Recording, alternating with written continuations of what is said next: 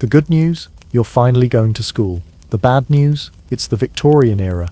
And school is basically a place where joy goes to unalive and discipline wears a top hat. Let's rewind for a moment. For most of human history, kids didn't really go to school. They went to the fields, or the factory, or if they were lucky, the family business, which may or may not have involved yelling at sheep. But by the mid-1800s, the British government looked around and realized, hey, maybe it's not ideal that half the population thinks spelling queen starts with a K. Enter the Victorian push for education. It didn't start from some sweet desire to enrich little minds. No, it was more like, these factory kids keep breaking the machines. What if we taught them to read warning signs? Combine that with the rise of industrialization, a need for basic literacy, and middle-class moral panic, and boom, suddenly books were considered more valuable than bricks, though still less valuable than coal. Hello travelers, histories do not always need to be boring. You can rest here and listen to hilarious histories to drift off to sleep.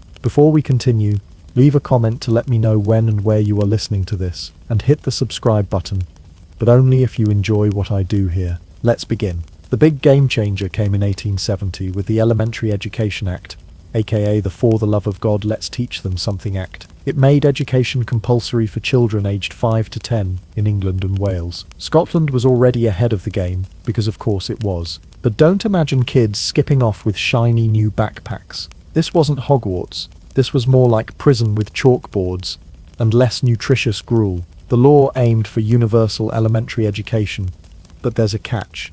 The word universal did a lot of heavy lifting. It didn't mean free at first. Parents had to pay school fees, which for poor families was like choosing between reading and eating. Spoiler, eating usually won.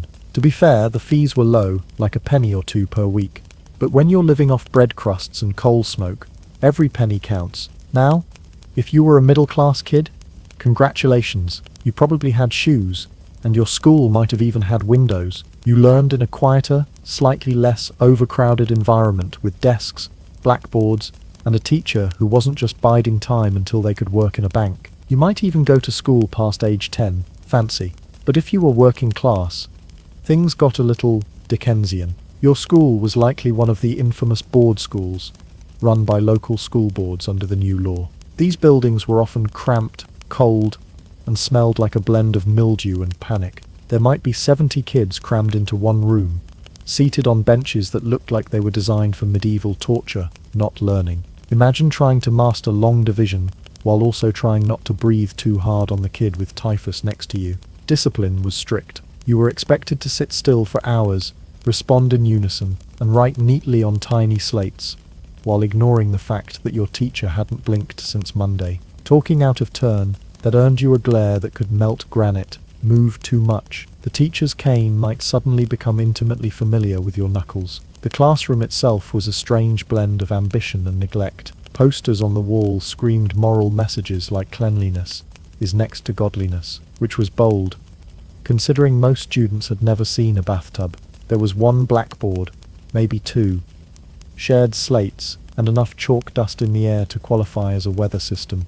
and ventilation. Let's just say tuberculosis had plenty of career opportunities. The teaching methods were, charitably, efficient. Victorian classrooms weren't about nurturing little dreamers. They were about obedience, memory, and making sure you didn't grow up to be a criminal. Think less.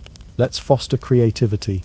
More repeat this Bible verse until you forget your own name. The system focused on repetition, drills and recitation. If it didn't rhyme, it wasn't worth teaching. The curriculum included reading, writing and arithmetic, just enough to help you read a contract or fill out a work log, but not enough to start a revolution. And remember, this was a time when people genuinely believed too much education might cause physical damage. There were fears that learning too much might overstrain the female brain, or that reading novels would make boys lazy, effeminate, or God forbid, liberal.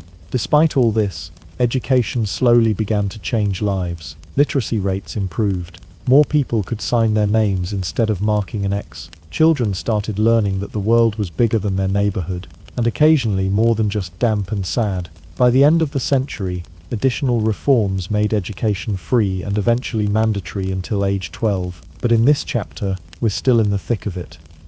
back when school was less a stepping stone and more of a battlefield. So yes, welcome to Victorian school, where your pencil is a slate, your homework is memorization, and your classmates are a mix of future factory workers, coughing fits, and one kid who's already 42 and pretending to be 12 for the free soup. And that's just day one. Before the Victorian era got its act together with compulsory schooling and chalkboard boot camps, there was a time when education meant being parked in someone's front room with a Bible, a needle, and a faint hope of learning how to spell your own name. Welcome to the world of dame schools, the original daycare centres disguised as classrooms, and perhaps the greatest con job ever pulled with a rocking chair and a bonnet. A dame school was not a prestigious academy run by scholarly women in flowing robes. No, it was usually run by one elderly woman, frequently widowed, always stern, and most often just looking to make a few extra coins without having to leave her parlour.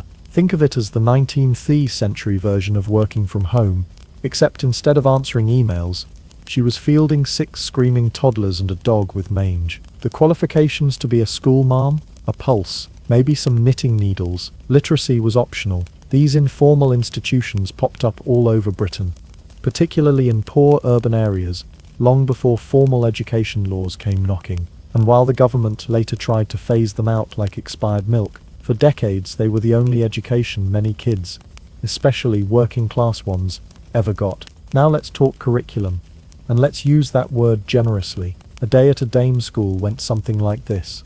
Arrive at the teacher's front room, which doubled as a classroom, laundry station, and possibly chicken coop. Sit down on a wooden stool that would not be out of place in a dungeon. Recite the alphabet until your teeth hurt. Get handed a needle and thread because God forbid you grow up not knowing how to sew your own funeral shroud. And hope you don't anger the dame because her version of detention was go stand in the coal bin and think about what you've done. Reading was on the menu, but don't expect full novels. Most of the books were either the Bible moral tracts with titles like Little Johnny Finds a Shoe and Learns Humility, or a tattered primer that had survived 2 generations of grubby fingers and questionable ink stains. Writing wasn't always taught, mostly because slates were expensive, ink was rarer than rain in July, and quills were one poke away from an eye injury lawsuit. So instead, students recited a lot, rhymes, prayers, the alphabet, and whatever else the dame could remember from her own school days back when Queen Charlotte was still alive.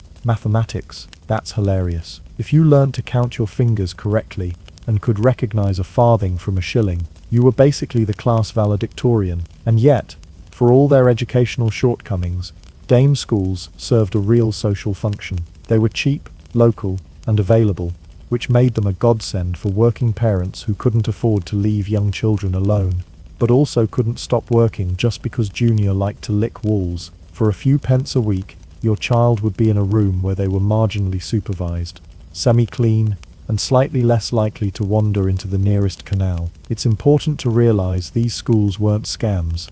They just reflected the reality of the times. The state hadn't stepped in yet. Public funding for education was a wild fantasy. There were no regulations, no standards, and no inspections, unless you counted a nosy neighbour peering through the window. If the dame managed to keep the kids from killing each other, and taught them to say please and thank you before throwing dirt, she was basically nominated for Teacher of the Year. And while it's easy to mock them now, yes, the lessons were flimsy, the materials were sad, and no one ever quite knew if that one boy in the back was actually enrolled or just lost. Dame schools were the first stepping stones toward universal education. They filled a vacuum. They showed communities that even the poor deserved a chance at learning something, even if that something was mostly how to thread a needle and sit still for an hour without exploding. By the mid to late 19th century, as government-run board schools started to rise from the mist, dame schools began to fall out of favour. Inspectors started poking their heads in. Reports were written. Parents started realizing that paying a penny a week for their child to memorize 6 letters and catch fleas might not be the bargain they thought it was. But still, for generations, this was the only school available. And while it wouldn't get you into Oxford, it might keep you out of the coal mines for an extra year or 2. Plus, it taught you the all-important Victorian life skill of surviving long periods of boredom while being stared at disapprovingly, a tradition later upheld by British dinner parties. So yes, at a dame school, You might not come out quoting Shakespeare, but you'd definitely learn your ABCs, as far as G, maybe H on a good day, how to sit still while a dog barks at you from under a table. And that flying knitting needles are not a metaphor. They're a very real disciplinary method. Not bad for a classroom where the heating system was hope, and the textbooks were mostly faith-based fiction. Victorian schooling may have promised education, but what it often delivered was a 3-course meal of repetition, tedium, and chalk dust. Welcome to the sacred trinity of 19th century academics: reading, writing, and arithmetic, or as the Victorians lovingly called them, the 3 R's. Spelling wasn't invited to the naming committee, apparently. If you're picturing bright-eyed children exploring stories, crafting poems, and discovering the joys of arithmetic, allow us to slam the brakes right there. This was not education as exploration. It was education as endurance sport. Students weren't so much learning as they were being drilled again, and then punished for forgetting what they'd been drilled on 5 minutes earlier. Creativity, critical thinking, those were dangerous ideas, and we do not tolerate that kind of rebellion here. Let's start with reading, which in Victorian schools was less about nurturing a lifelong love of books, and more about battering small minds into submission, using primers, moral tales, and the occasional Bible verse. Chief among these literary weapons was the Royal Reader, a collection of stories, poems, and fables, so morally rigid, it could probably stand upright on its own. These readers were full of gems like honesty is its own reward, the disobedient child meets a bear, and other subtle reminders that if you didn't behave, nature would sort you out. But it wasn't just what they read, it was how they read. Enter rote memorization, the educational philosophy equivalent of throwing spaghetti at a wall and punishing the wall when it doesn't remember dinner. Children would chant their lessons aloud, often in unison, transforming classrooms into synchronized noise factories. Reading sessions sounded less like learning, and more like a cult of tiny monks reciting Gregorian chants about turnips and moral restraint. The idea was simple: repeat it until it sticks. If it doesn't stick, repeat it louder. If that doesn't work, the cane is always nearby. For the Victorian teacher, teaching wasn't about inspiration, it was about enforcement. If your child couldn't recite the exact line from memory, they clearly lacked character, discipline, and possibly a functioning brain. Naturally, the solution was not to adjust the method, but to increase the volume and add a little fear. Then there was writing, that is, assuming you survived the rigid upright posture, the ink blots, and the constant threat of being told your cursive looked like it had been produced by a drunk spider. Students wrote on slates. Think of them as the iPads of the 1800s, except heavier, dustier, and infinitely more breakable. Writing usually consisted of copying phrases over and over again, moral lessons, Bible verses, or instructions like cleanliness is next to godliness, which felt a bit cruel considering soap was a luxury. Spelling, of course, was another battlefield. Silent letters, irregular verbs, and vocabulary straight out of a Dickens novel. What could possibly go wrong? And yet, misspelling a word was treated as if you'd personally insulted Queen Victoria. No pressure, kids. Finally, we arrive at arithmetic, the 3rd R, which usually meant mental arithmetic, and lots of it. No calculators, no visual aids, just a whole lot of reciting times tables until numbers stopped making sense. 7 times 8, 56. What's 56 divided by 8? If you didn't know the answer immediately, there was a high chance your teacher would assume you were either lazy, possessed, or both. Forget learning why math worked or how to apply it to real life. Problem solving was not the point. You weren't there to understand math. You were there to obey it. The Victorian classroom treated arithmetic like divine law, mysterious, unquestionable, and eternally frustrating. And let's not forget the discipline of the daily timetable, a strict structure that left no room for questions or curiosity. Reading from 9 to 10, writing from 10 to 11, arithmetic until lunch, repeat in the afternoon. If you were lucky, maybe a hymn before dismissal. If you were really lucky, you didn't mess up the hymn. This system wasn't designed to spark genius.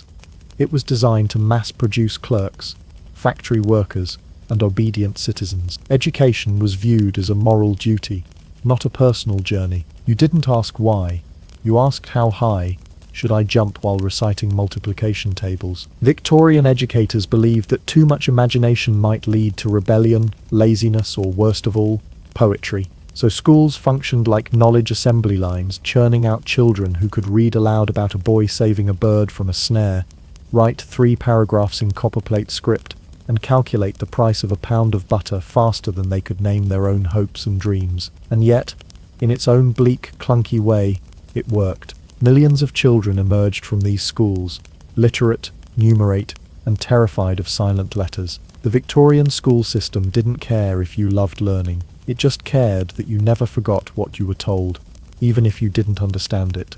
So yes, Victorian kids didn't learn to read. They were bludgeoned into it with morality rhymes, strange fables, and a lot of yelling. But hey, at least they could spell obedience while shaking uncontrollably in their seats. If you've ever looked back on your school days and thought, gee, detention was rough, then congratulations, you were not educated in Victorian Britain, where the concept of classroom management involved less empathy and more impact velocity. Here, a mistake wasn't just corrected, it was physically addressed, often with a sharp stick and a cold stare, because nothing says educational progress quite like a swollen knuckle and a wounded ego. Victorian classrooms ran on a 2-pronged system, memorization and fear. You've met the memorization. Now meet its more aggressive twin, corporal punishment. This wasn't just a disciplinary tool, it was practically a teaching method, and like all good Victorian institutions, it was administered with an unblinking sense of righteousness and a flair for the dramatic. Let's start with the most iconic symbol of 19th century correction, the cane, a slender rod of polished malice. It was beloved by schoolmasters and dreaded by everyone under the age of 12. The cane was used for just about everything: talking out of turn, poor handwriting, getting a math question wrong, breathing too confidently. A single error could earn you a swift whack across the palms, the knuckles, or if your teacher was feeling theatrical, the backside. It was the Victorian version of a pop quiz, except you didn't get a grade, you got welts. And this wasn't reserved for teenage delinquents. 6-year-olds were fair game. One wrong vowel and little Henry might find himself learning the alphabet, and what the word ouch feels like in real time. Teachers claimed this built character. In reality, it built a nation of slightly hunched, deeply anxious scribes who flinched every time someone raised a stick. Of course, girls weren't excluded from this delightful system. They just got their own brand of trauma, where boys often faced the cane. Girls were more likely to receive the ruler across the hands. Why the difference? Because apparently fragility required a lighter touch. As long as that touch was sharp, wooden, and swung with the judgment of 10,000 disapproving grandmothers. Victorian gender roles were nothing if not creatively cruel. And then there was the ear-pulling, a classic punishment for those who made too much noise, spoke out of turn, or had ears conveniently located at teacher height. This involved grasping the child's ear and yanking with enough force to make them reconsider their life choices. You might think of it as a disciplinary joystick, except instead of steering a character through a game, you were steering small children away from joy. But nothing screams public shame as pedagogy. Quite like the infamous dunce cap, this stylish cardboard cone, often labelled with a giant D for dunce or damaged self-esteem, was placed on the heads of students who failed a lesson, asked a stupid question, or simply existed while confused. The child would then be forced to sit on a stool in the corner, a kind of academic exile zone, where classmates could stare and silently absorb the warning. This is what happens when you don't memorize the British monarchs in order. It wasn't just punishment, it was performance punishment. A live-action example of failure, so that the rest of the class would straighten up, shut up, and recite their times tables with the fear of God and geography teachers in their hearts. The logic behind all of this brutality? Simple. Discipline equals morality, equals a good citizen. To the Victorian mind, educating the child wasn't just about teaching them facts, it was about shaping their soul, and if that soul had to be shaped through blisters and public shaming, so be it. Better to cry in class than grow up into someone who questioned authority, or worse, used sarcasm. And let's be clear, teachers didn't just have the authority to dish out these punishments, they were expected to. A lax teacher was seen as a failure. Parents, schools, and the government all bought into the idea that pain and virtue were cousins, And if your child came home without at least a mild injury, were they really even trying? And if all that weren't bad enough, the discipline extended beyond the body and into the mind. Children were taught to sit perfectly still, with hands folded, eyes front, and backs straight, as if slouching was a gateway drug to criminal behavior. Fidgeting, daydreaming, or even looking mildly interested in a window could be interpreted as insubordination. Eventually, reformers began to question these tactics. Toward the late Victorian era, some schools began experimenting with less violent approaches, like detention, silent reading, and stern talking toes. But these were seen as soft, suspiciously modern ideas that might encourage actual thinking. But by then, the damage was done. Generations had been raised on a diet of fear, formality, and furniture-based humiliation. Many grew up to be very proper citizens who flinched at loud noises and apologized to coat racks. So if modern schooling seems a little rigid or uninspiring, just remember, you didn't get caned for failing long division. You didn't have your ear twisted for misspelling obedience, and you never had to wear a hat that said, "I am the problem." Make one mistake in Victorian school, and your teacher might hand you a lesson and a concussion. If you've ever heard the phrase, "boys will be boys," just know that in Victorian schools, it came with a Latin exam and a future in Parliament. Meanwhile, "girls will be girls" meant sewing samplers, learning to curtsy without wobbling, and reciting how many ways one could cook a potato. Welcome to the Victorian educational divide, where curriculum was not only based on your age and class, but on your chromosomes. This was not a system designed for equality. It was a two-track conveyor belt. Boys were trained to go out and run the empire. Girls were trained to stay home and dust it. The classroom wasn't just a place to learn reading and writing. It was a factory for reinforcing gender roles with the subtlety of a brick to the bonnet. Let's start with the boys. If you were a young lad in Victorian Britain, congratulations, you were being fast-tracked into a life of managing estates, writing important memos, or administering colonies you couldn't spell. Your daily lessons likely included arithmetic, science, geography, and the beloved classic, Latin. Why Latin?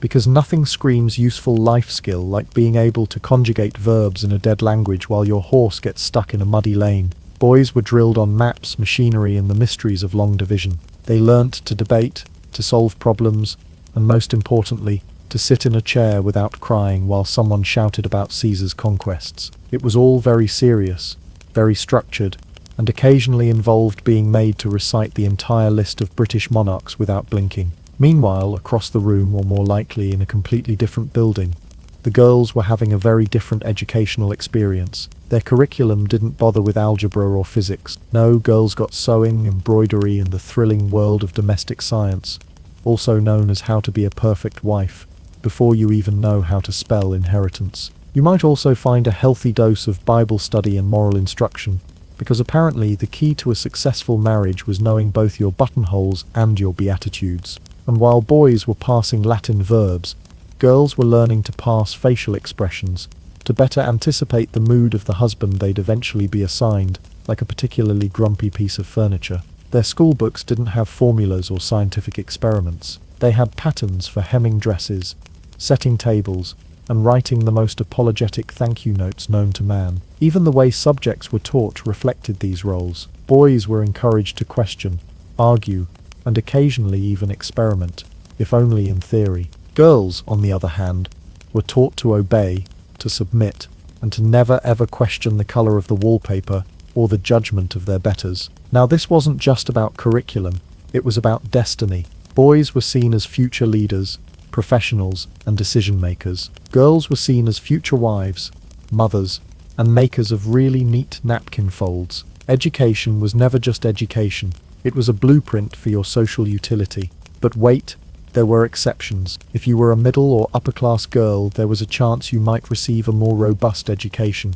You might be tutored in French, music, painting, or even a bit of history, just enough to make you impressive at dinner parties, but not quite enough to make you think you should vote. These young ladies were expected to be accomplished, not educated. You were supposed to be decorative, but not disruptive. A walking piano recital in petticoats. Some upper-class girls even attended boarding schools, often with very grand names like Miss Penelope's Academy for Refined Young Ladies. These schools promised to cultivate feminine virtue and intellectual grace, which basically meant knowing how to smile without showing teeth and playing the harp without looking bored. Of course, these better schools still didn't challenge the status quo. A brilliant girl with an interest in mathematics might get a pat on the head and a suggestion to help her brother with his homework. Ambition was not encouraged. It was gently shamed out of you and replaced with crochet hooks. The real kicker? This wasn't seen as oppression. It was seen as natural. The entire educational system was based on the belief that boys and girls had inherently different brains, different purposes, and different needs. It wasn't bias. It was biology, or at least what passed for it in an era when people still thought a good tonic could cure ghosts. And so, Victorian classrooms became mirror factories, reflecting and reinforcing the roles society had already carved out for its children. Boys graduated into offices, churches, and courtrooms. Girls graduated into parlors, nurseries, and the occasional fainting couch. So the next time someone says, they don't teach kids like they used to, remember, that's not necessarily a bad thing, because while Victorian boys were trained to rule the world, Victorian girls were trained to hem its curtains, and let's just say one of those curriculums had a lot more needle-related injuries. Victorian Britain had a brilliant idea. Schools were overcrowded, underfunded, and staffed by a number of adults that could be counted on one chalk-dusted hand. So someone somewhere had a genius thought.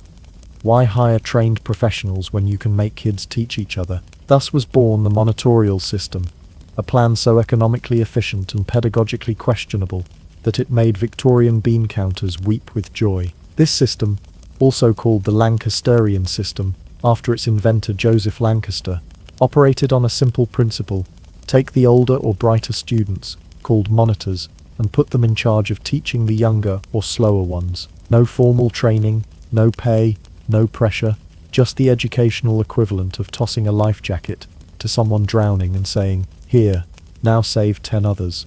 Why was this done? Well, because Victorian schools were bursting at the seams. Imagine a single schoolmaster in charge of 200 pupils, most of whom had the attention span of sugared-up squirrels and the hygiene of Dickensian chimney sweeps. Hiring more teachers was expensive, but using kids as makeshift instructors, that was practically free. All it cost was the slow erosion of academic quality and possibly a monitor's will to live. The system worked like this.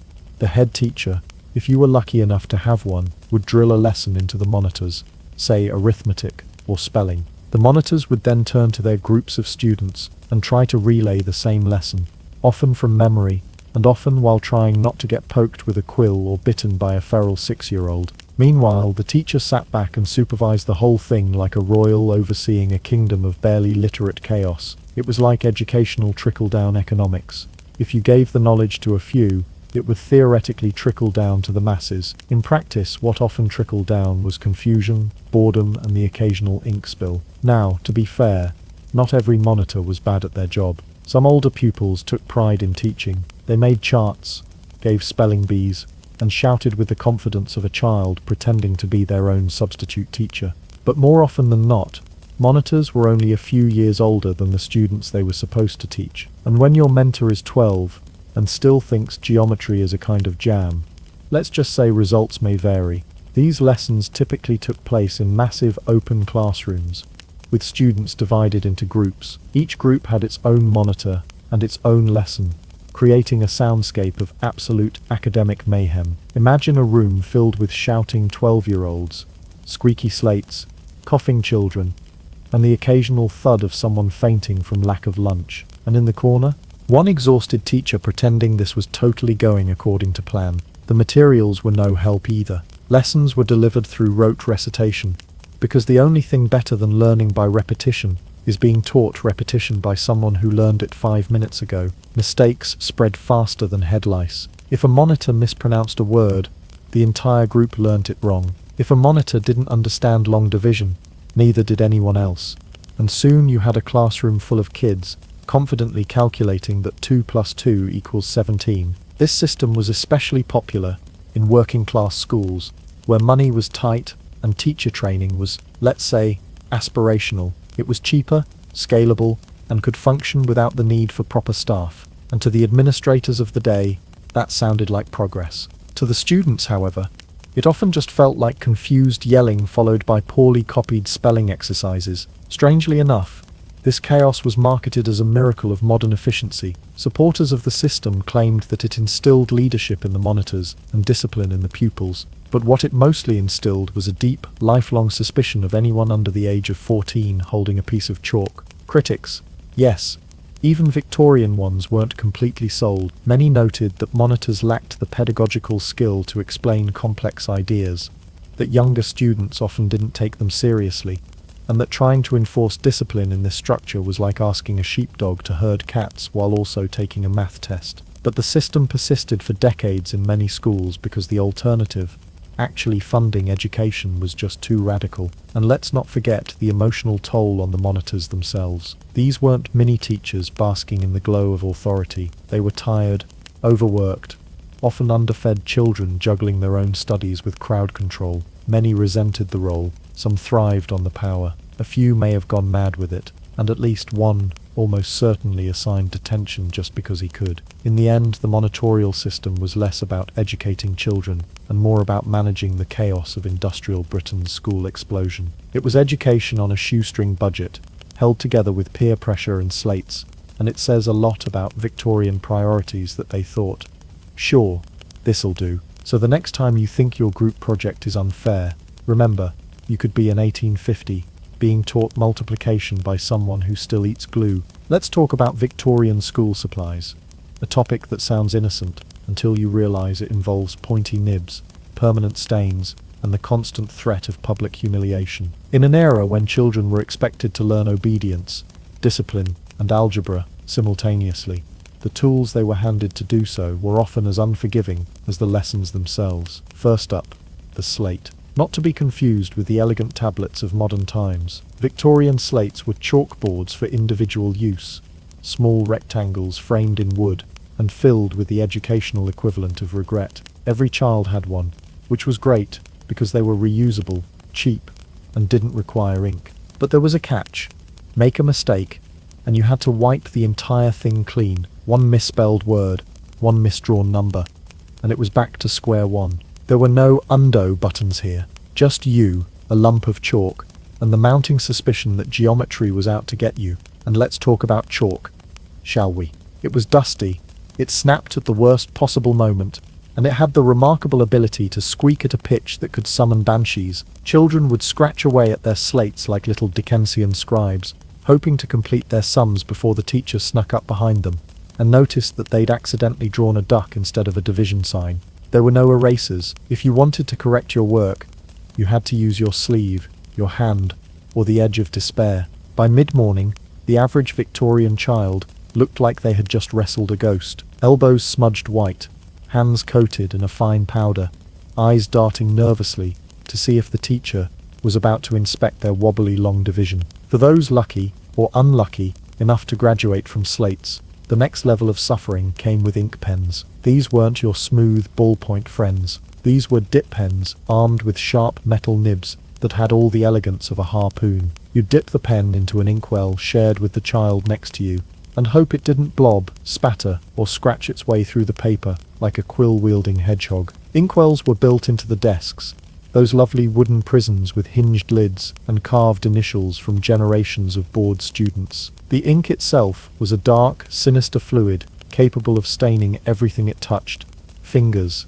sleeves, teeth, don't ask, and occasionally a classmate's face. Spill it once, and your handwriting book became a modern art piece titled Oops. And speaking of handwriting books, we arrive at one of the more uniquely torturous aspects of Victorian schooling: penmanship drills. Entire lessons were devoted to forming perfect loops, curls, and strokes, because nothing says future success like the ability to write the alphabet in a font that makes cursive look lazy. Students practiced the same letters over and over, with teachers looming overhead to correct every twitch of the wrist. A crooked J, that's a paddling. An uneven se, try writing it 20 more times, in the dark, with your non-dominant hand, probably. This focus on handwriting wasn't just about aesthetics. It was about discipline. The idea was that neat handwriting meant a neat mind. Messy handwriting? Clearly you were destined for a life of crime, or worse, creative writing. The pressure was real, and the blots even more so. Now let's touch on textbooks, or as they might be more accurately described, ancient scrolls held together by dread. Most were second-hand, passed down through generations, dog-eared, frayed, and filled with the marginalia of ghosts long gone. You might be halfway through a spelling lesson, only to discover the previous owner had drawn a moustache on Queen Victoria and added footnotes in questionable Latin. Textbooks were scarce, so students often had to share, which meant reading with one eye on the page and the other on the elbow of the child, who kept nudging the book toward themselves. There was no guarantee your book had all its pages. Sometimes the chapter on grammar had been mysteriously replaced with someone's failed attempt at poetry, or a flattened insect fossilized in ink. And what about pencils? Surely those were an option. Well, not if you were poor. Pencils were relatively expensive for working-class families, and certainly too precious to be handed to grubby-fingered 6-year-olds with a tendency to chew on them. If a child did get their hands on one, it was sharpened with a knife until it resembled a wooden javelin, and once the lead broke, game over. You might as well be writing with a twig dipped in despair. Let's not forget that many of these tools had a unique ability to create noise, scraping slates, snapping nibs, squeaky chalk. A Victorian classroom was less sanctuary of learning and more low-budget percussion ensemble, and woe betide the student who dropped their slate. The sound it made as it shattered was only rivaled by the sound of your soul doing the same when the teacher gave you the look. So what did Victorian school supplies teach children? Besides spelling and arithmetic, they taught resilience, they taught resourcefulness, they taught the valuable life lesson that if your pen explodes, your textbook's missing 3 pages, and your slate just cracked in half, you can still keep going with your sleeve, your spit, and a deeply repressed scream, because in the Victorian classroom, education wasn't just a right, it was a battle. If you thought school was hard, imagine doing it with one eye on your teacher and the other on divine judgment. Welcome to Victorian education, where God wasn't just in the curriculum, he was practically the headmaster. In many schools across the 19th century, particularly those run by the Church of England or various missionary groups, religion was not a subject, it was the subject. Everything else, reading, writing, even arithmetic, was simply frosting on a very stern, very holy cake. The Bible wasn't just a religious text, it was your textbook, your moral compass, your test prep, and your daily guilt delivery system. Students memorized verses the way modern kids memorize TikTok dances, obsessively and under pressure. Psalm recitation wasn't optional, it was a core academic skill, somewhere between spelling and don't fidget. A good memory meant a gold star, a bad memory meant eternal damnation, or more likely, a slap on the wrist and a scolding that would make a Victorian chimney sweep cry. Each school day usually began with a prayer, followed by a hymn. That's right. Before you even picked up your slate or ink pen, you had to sing your way into enlightenment. Children gathered in tight, drafty classrooms and sang hymns at top volume, sometimes in tune, often in fear. Why? Because behind every off-key, all things bright and beautiful, was a teacher with an ear for harmony and a paddle for discord. And don't think you could mumble your way through it. Teachers could spot a lip-syncer faster than a Victorian governess could spot untidy handwriting. Open your mouth wide, hit the notes, or at least aim in their general direction, and try not to pass out from hunger during the 5th verse. Oh, and whatever you do, don't laugh. Laughing during a hymn? That's practically heresy with jazz hands. Now, let's talk morality lessons. The Victorian version of personality training. These weren't casual be-nice chats. These were full-blown character-shaping boot camps. Children were drilled daily in the virtues of honesty, humility, hard work, and not talking back unless you wanted divine retribution served with a side of wooden ruler. Moral stories were recited with all the subtlety of a hammer to the soul. Little Georgie told a lie. Then, little Georgie fell down a well. Don't be like Georgie. Victorian moral tales had one basic structure. Do the right thing or bad things will happen. The end. And they didn't rely on vague concepts of learning from mistakes. Oh no. These stories were black and white, often involving children who misbehaved and were promptly eaten by wolves, struck by lightning or otherwise disposed of in dramatically ironic ways. In today's standards, they read like early drafts of Grimm's fairy tales with a priest looking over the shoulder. Church-run schools, often called national schools, were especially heavy on religious instruction. These schools dotted the landscape and were often the only form of education available to working-class children. But don't mistake this for generosity. You were getting saved whether you liked it or not. Your education came tethered to a copy of the Book of Common Prayer, and whether you were trying to spell cat or learn your times tables, God was very much in the room, judging your margins. And if you thought you'd escape religion in arithmetic class, think again. Teachers often used biblical examples to explain math problems.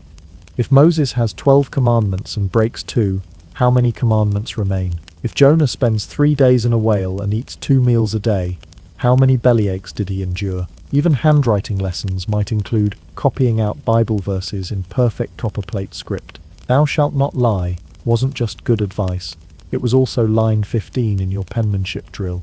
You were learning morals and cursive at the same time, and you'd better not get either one wrong. Even the punishments had a religious flair. Misbehavior wasn't just a classroom issue, it was a sin. Discipline wasn't meant just to correct, it was to purify. Teachers weren't just instructors, they were moral enforcers, guardians of virtue with a firm hand and a theology degree in passive-aggressive size. Confess your sins, or at least your spelling errors, and do so loudly, so the class can learn the consequences of disobedience. Of course, not all schools took the fire and brimstone route. Some more progressive institutions leaned toward gentler religious instruction, emphasizing kindness and charity over fear and discipline. But those were typically reserved for the wealthier classes. For your average working-class child, religion in school meant learning that God loved you, but he'd also be deeply disappointed if your Latin conjugation was sloppy. By the end of the day, you weren't just exhausted from learning,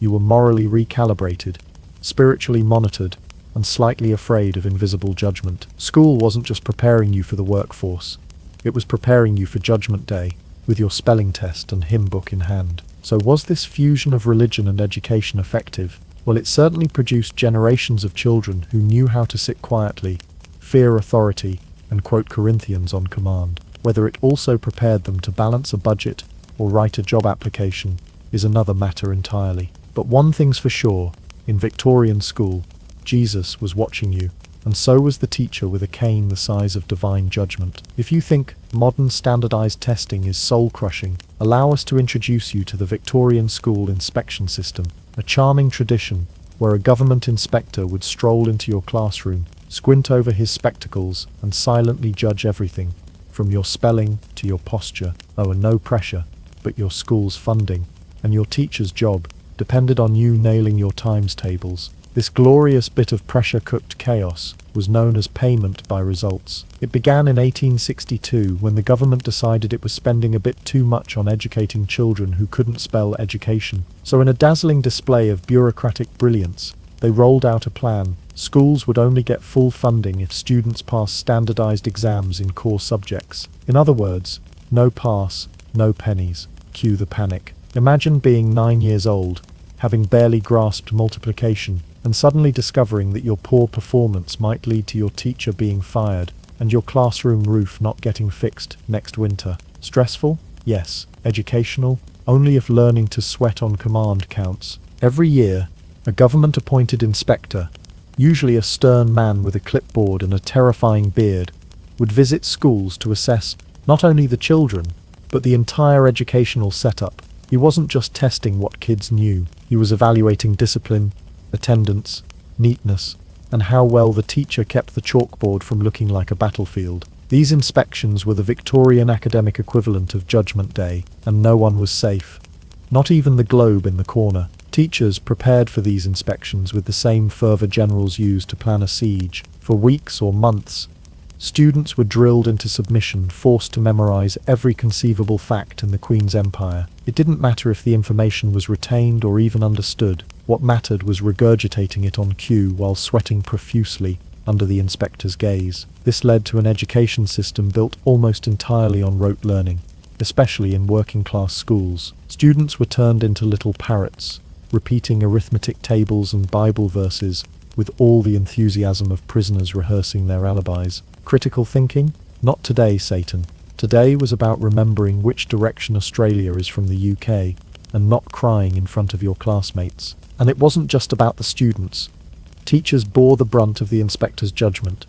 If the pupils failed to meet expectations, the teacher didn't just feel embarrassed, they felt professionally gutted.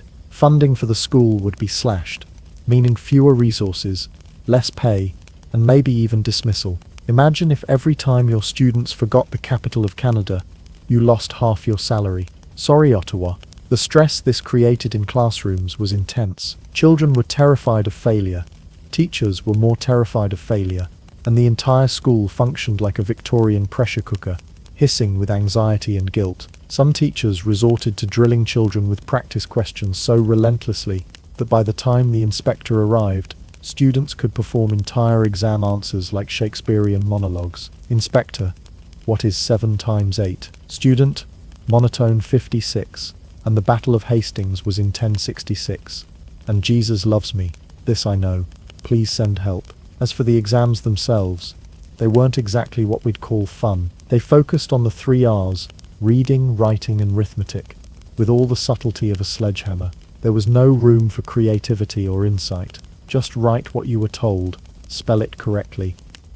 And for heaven's sake, don't smudge the ink. Failing wasn't just a private disappointment, it was a public humiliation. Teachers often announced results in front of the entire class, or worse, parents. Some schools even listed scores on classroom walls or read them aloud at church gatherings, because nothing builds moral fiber like having your grandmother hear that you don't know how to divide by 3. And heaven help you if you were the one kid who froze up on inspection day. There was no forgiveness. You could be the brightest child in the class, but if you blanked during the inspector's visit, you became that kid who cost the school a new set of desks and made Miss Withers cry into her tea. Congratulations. As the years wore on, criticisms of this system began to mount. Educational reformers argued that payment by results turned teachers into anxious robots, schools into factories, and children into traumatized little data points. But despite the backlash, the system clung on well into the late 19th century, fueled by political penny pinching and a nationwide fear of intellectual laziness. Still, it did one thing effectively. It hammered home the idea that school was a deadly serious business. It wasn't a place to explore ideas or grow as a person. It was a proving ground, a rigid, joyless assembly line, where your value as a student was measured in facts recited and ink properly blotted. So next time you feel bad about your test scores, remember this. At least your grade didn't determine whether your classroom would get coal for the winter, or whether your teacher would be forced to take up basket weaving to pay the rent. Because in Victorian times, a failed exam wasn't just an F. It was a financial catastrophe with hymn singing. So you've survived Dame School, dodged flying rulers, memorized half the Bible, and taken an exam while your teacher silently wept into her bonnet. Congratulations. You're now officially 11 years old, which in the Victorian world means it's time to put down the chalk and pick up a shovel, a loom, or, if you're really unlucky, a chimney brush. That's right. For most Victorian children, education ended just as they were starting to get the hang of long division. The legal school leaving age was officially raised from 10 to 11 in 1893, and eventually to 12 by the early 20th century. But before that, and often in practice even after, thousands of working-class kids left school far earlier, some as young as 8, not to attend Hogwarts, to work in mines and factories and fields, because nothing says childhood quite like dodging coal carts and inhaling textile dust. Leaving school was rarely a moment of celebration. There was no graduation ceremony, no caps tossed in the air, unless you count the ragged flat cap you used to mop your brow at the textile factory. For most, it was more of a sigh and step into the grind moment. You finished your last lesson, possibly flubbed your last hymn, and by Monday, you were knee-deep in machinery or muck. Boys often went into trades, labour, or apprenticeships, if their families were lucky enough to secure one. Otherwise, they became errand boys, chimney sweeps, or coal haulers, gaining real-life math experience by calculating how many toes they had left after each shift. Girls had equally delightful prospects, ranging from domestic service and textile work to perpetual dishwashing and early onset back problems. Not exactly the dreams their primer book sold them on. Middle and upper class children had a slightly different experience. If you were born into a family with money and the correct number of spoons at dinner, you might progress to grammar school or receive private tutoring. Boys would prepare for university, the civil service, or perhaps some light imperial conquest. Girls, meanwhile, might attend a finishing school, where they'd polish their French, their embroidery, and their ability to say no to opinions. But for the vast majority, the children of factory workers, coal miners, and costermongers, education was short, stern, and strictly utilitarian. Learn to read signs, write your name, and count your wage. Anything beyond that was considered unnecessary, or worse, dangerous. After all, an educated working class might start asking questions, and Victorian society was far more comfortable when its labourers could read schedules, but not manifestos. So, was it all worth it? Oddly enough, yes.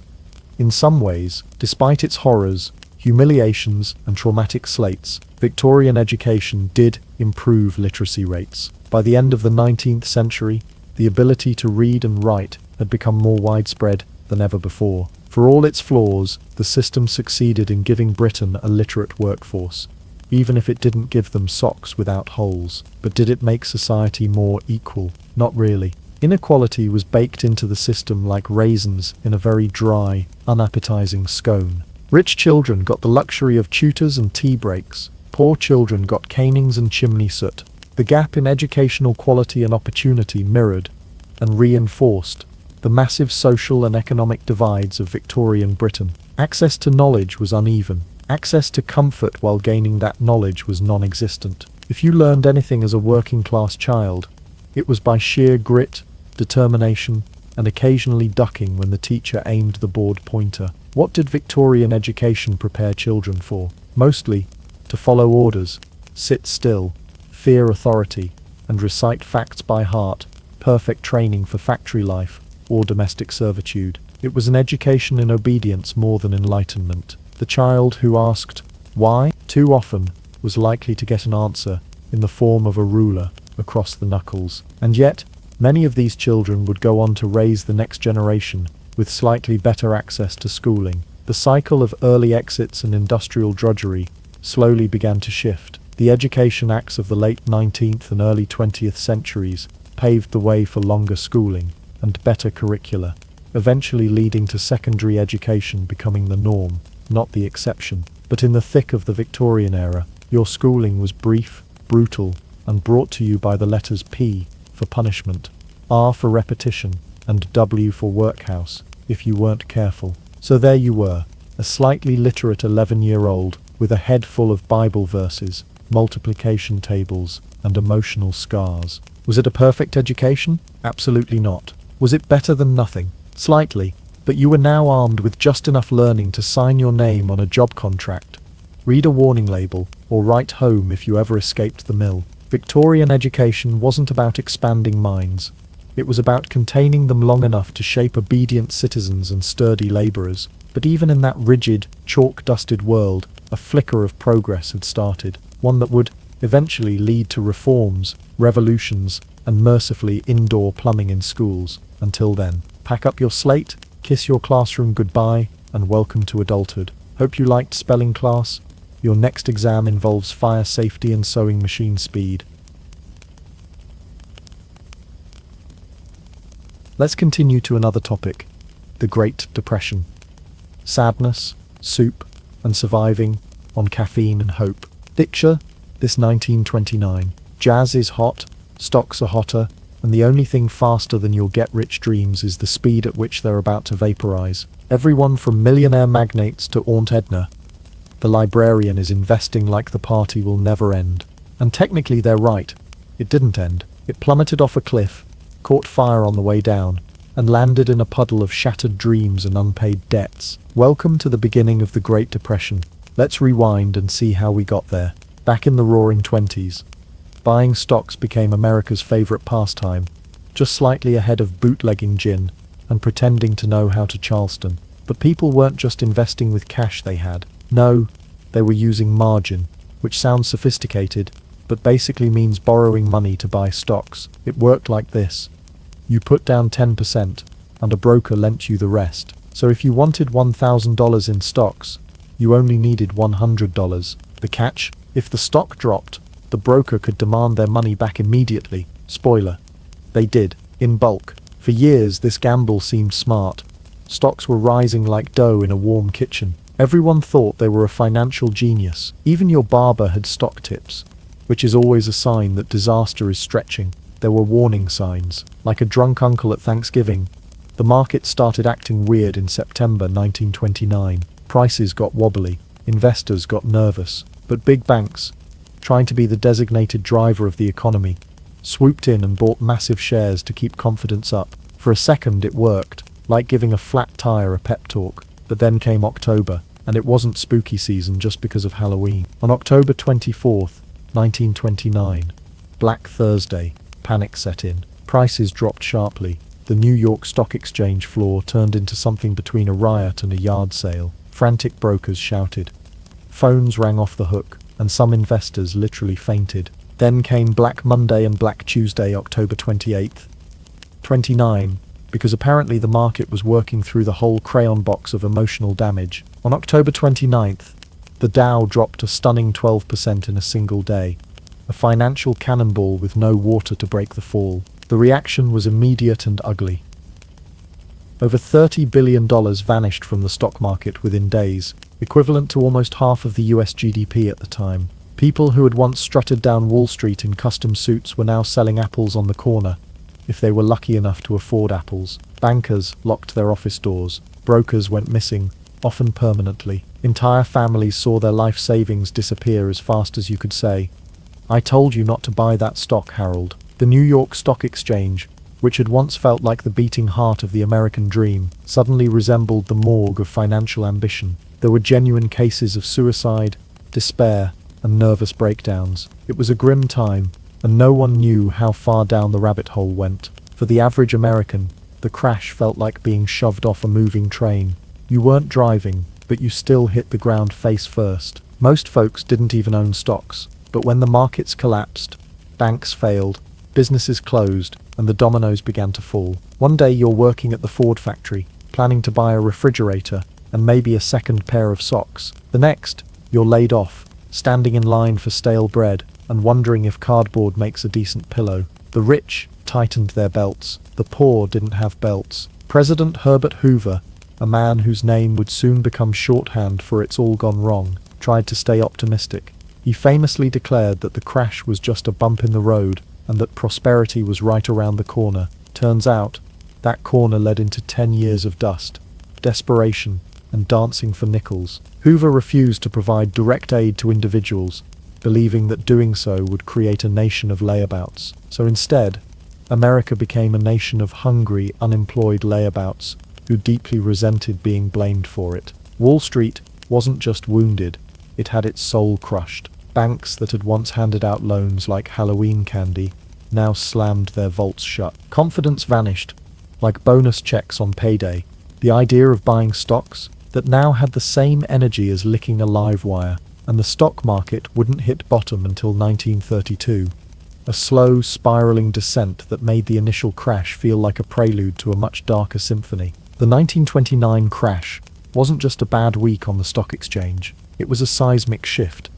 A psychological gut punch. The moment when America realized the glittering facade of the Roaring Twenties was held together with spit, paper, and too much hope. And as the dust settled metaphorically for now, people looked around and realized the real pain hadn't even started yet. If you ever needed a reminder that trust is a fragile thing, look no further than the American banking system in the early 1930s. Back then, your money wasn't insured or guaranteed. It wasn't even politely watched over. Once you handed it to the bank, it lived there, in the hope that nobody sneezed on Wall Street again. And when things did go south, they didn't just go, they packed up, took your life savings with them, and left behind a polite note that read, "Oops." In the months following the stock market crash of 1929, banks began to collapse with the enthusiasm of a house of cards in a wind tunnel. By 1933, over 9,000 banks had failed, some overnight, others while customers were literally standing in line to withdraw their money.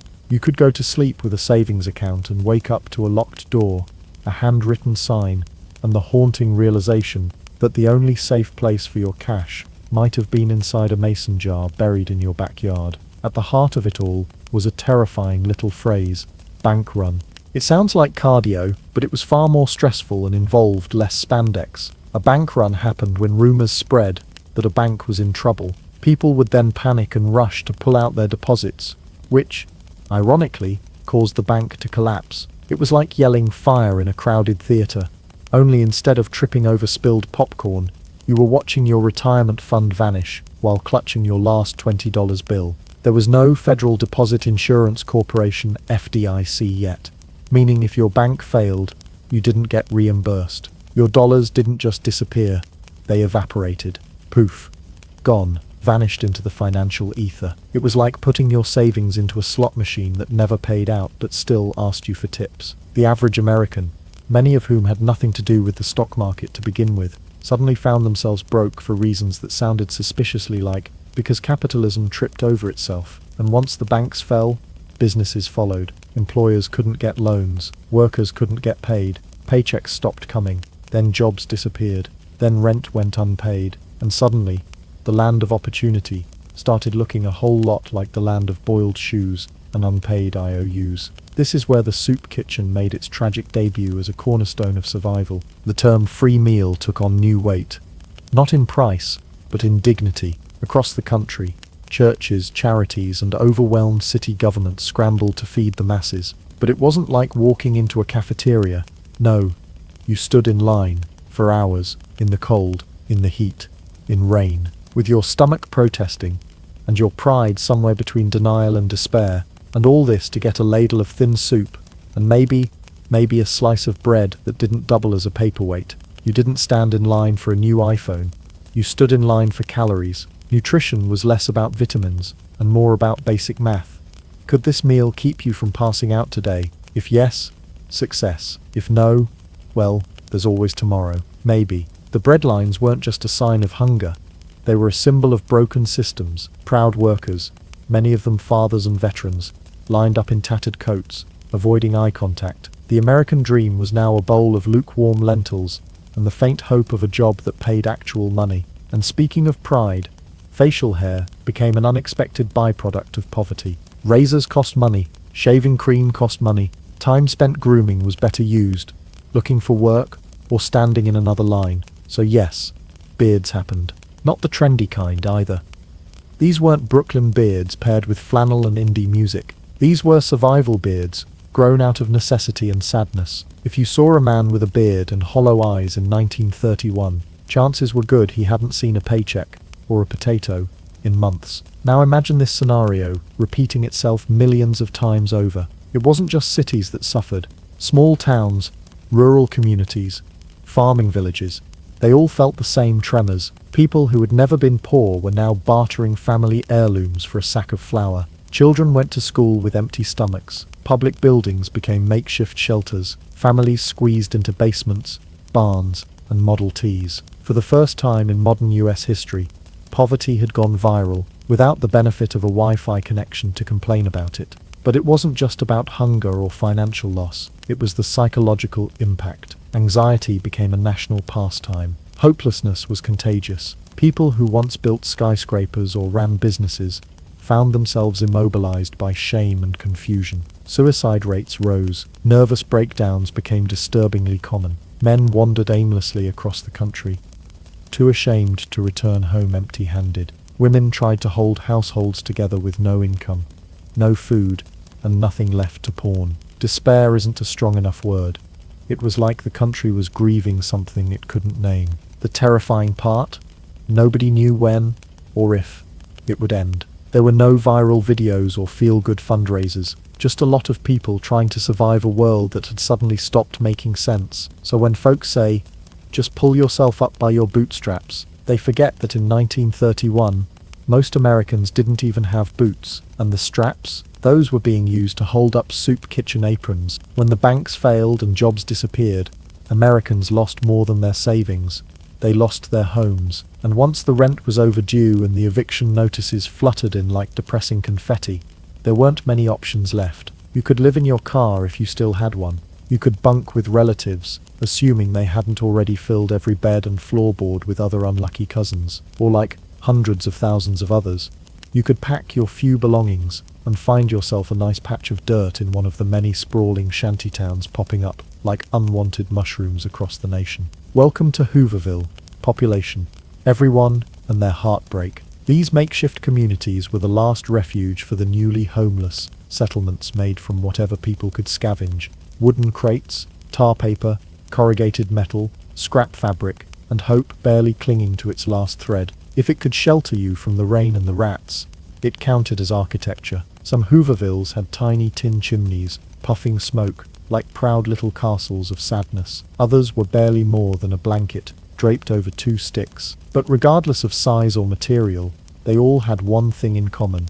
They were built by people who had nothing else left. The name Hooverville was less about civic pride and more about national sarcasm. These shantytowns were named after President Herbert Hoover, the man many Americans blamed for the Great Depression. Sure, the economic problems started before he took office, but his confident indifference didn't help. His approach to the crisis could be summed up as "don't worry, the market will fix itself." Eventually, this was less than comforting when your mattress was a potato sack and your pantry was home to one can of beans and a spider you named Wednesday. Hooverville was the American dream, flipped upside down, shaken, and left out in the rain. Entire families lived in shelters so unstable, the wind could blow away your living room. There were no utilities, no water, no heat, and definitely no plumbing, unless you count digging a pit and trying not to fall in. Some Hoovervilles were built on the outskirts of cities, others near train tracks, rivers, or abandoned lots. The one rule: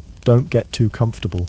At any moment, city officials might decide to bulldoze the place, or police might come in swinging, citing public health hazards, as if the residents had chosen the lifestyle of mildew, mud, and misery. And yet, somehow, there was community, there was resilience. People shared food, helped each other patch up leaks, and created makeshift schools for the kids. You might hear a harmonica playing around a fire, see kids chasing each other in bare feet, and catch neighbors trading buttons, soap, or gossip. Humans have an odd habit of finding slivers of light in the darkest places. Even when your living room furniture consists of a stolen milk crate and an upturned bucket, you still might call it home.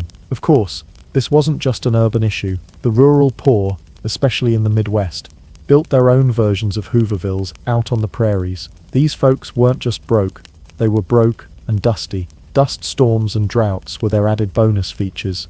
But we'll save that horror story for a later chapter. For now, it's enough to understand that the sheer scale of homelessness during the Great Depression was staggering. By 1932, millions of Americans were without stable housing. An estimate suggests that at least 2 million men took to the roads, becoming migratory workers or full-time hobos, hoping to find jobs, or at least a place that hadn't entirely given up. Speaking of hobos, not to be confused with bums, who supposedly didn't want to work, or tramps, who might work if the stars aligned and someone handed them a sandwich.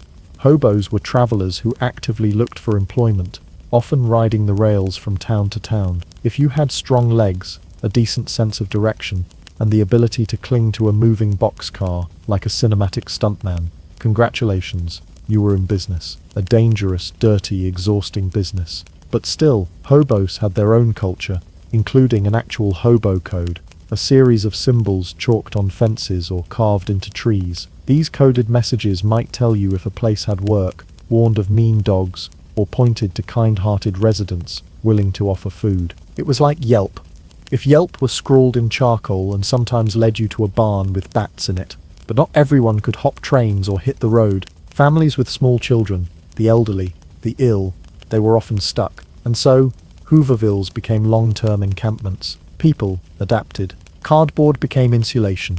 Broken mirrors became windows. Roofs were held down with rocks, shoes, or anything too heavy to blow away, but too useless to eat. Residents learned to cook over open fires, fix shoes with wire, and patch clothes with flour sacks. Fashion was not a priority unless unintentional patchwork cheek counts. Still, despite the ingenuity and perseverance, there was always the looming fear that your fragile little world could be destroyed at any moment. Local authorities were notorious for raiding Hoovervilles, citing disease, danger, or the discomfort of wealthy neighbors who didn't like the view out their breakfast nook. One famous eviction took place in Washington, D.C., when thousands of World War I veterans and their families camped in a massive Hooverville, demanding early payment of their military bonuses, were forcibly removed by the US Army. Led by, fun twist, future WWI hero General Douglas MacArthur, the operation featured bayonets, tear gas, and a couple of tanks. Yes,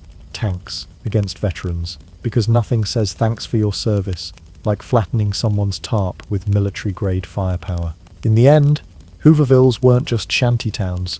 They were monuments to government failure, economic collapse, and human endurance. Every nail, every patch of tarp, every soup repurposed into a stovepipe was a middle finger to despair. Just when things couldn't get worse, no job, no money, no home, no prospects, the sky decided to join in on the bullying. Enter the Dust Bowl, Mother Nature's way of saying, "Oh, you thought you were done suffering. How cute." The Dust Bowl was less a weather pattern and more an ecological horror movie, starring wind, dirt, and the complete collapse of American agriculture.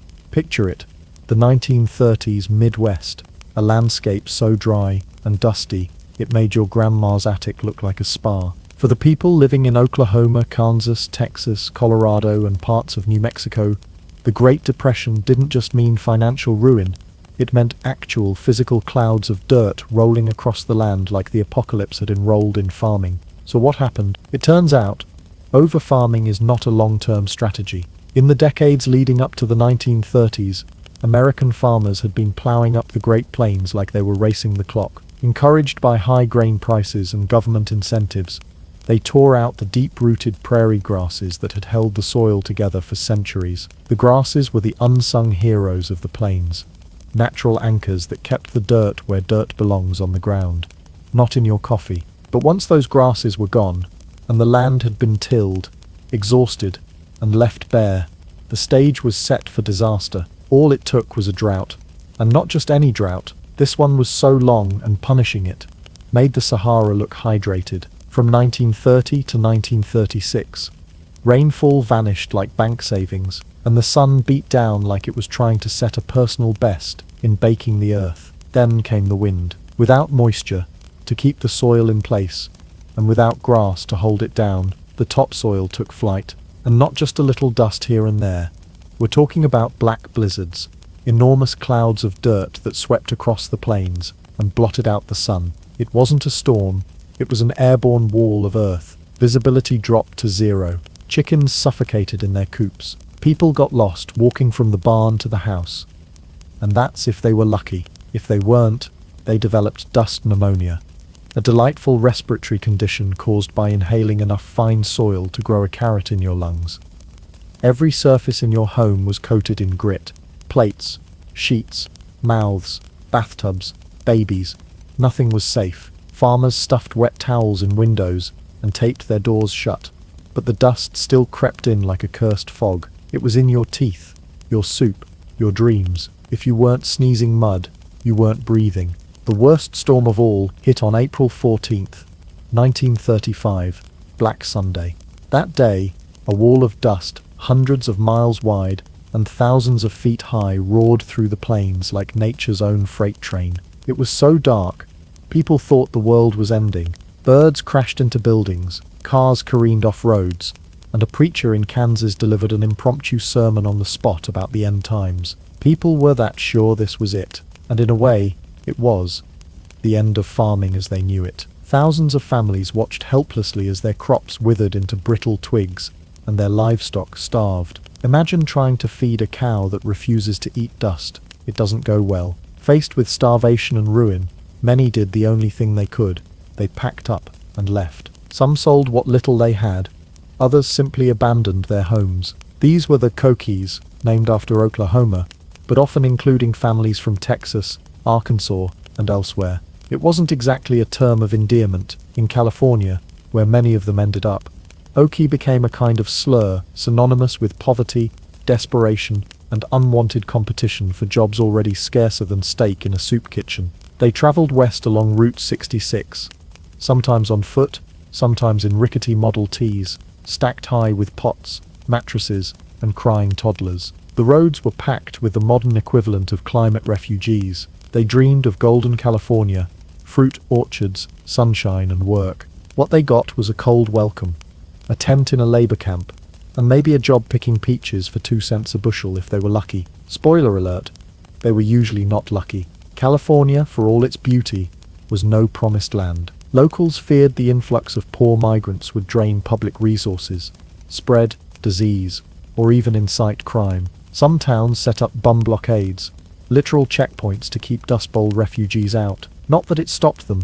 People desperate enough to drive across half the country with their grandma strapped to the back of a truck weren't easily discouraged by a sign that said, "No Okies allowed." But despite the odds, some made it. They worked the fields, joined unions, and fought for better conditions. Their stories, immortalized by writers like John Steinbeck in The Grapes of Wrath, became emblematic of American perseverance and the dark underbelly of the American dream. Because the Dust Bowl wasn't just a natural disaster, it was a man-made mistake, an ecological warning sign carved into the landscape with every gust of wind and every abandoned farmhouse. Eventually, the government stepped in. Programs under FDR's New Deal, like the Soil Conservation Service, taught farmers to rotate crops, plant windbreaks, and let the land heal. Slowly, very slowly, the dust began to settle. But for millions, the trauma lingered like grit in the corners of your eyes.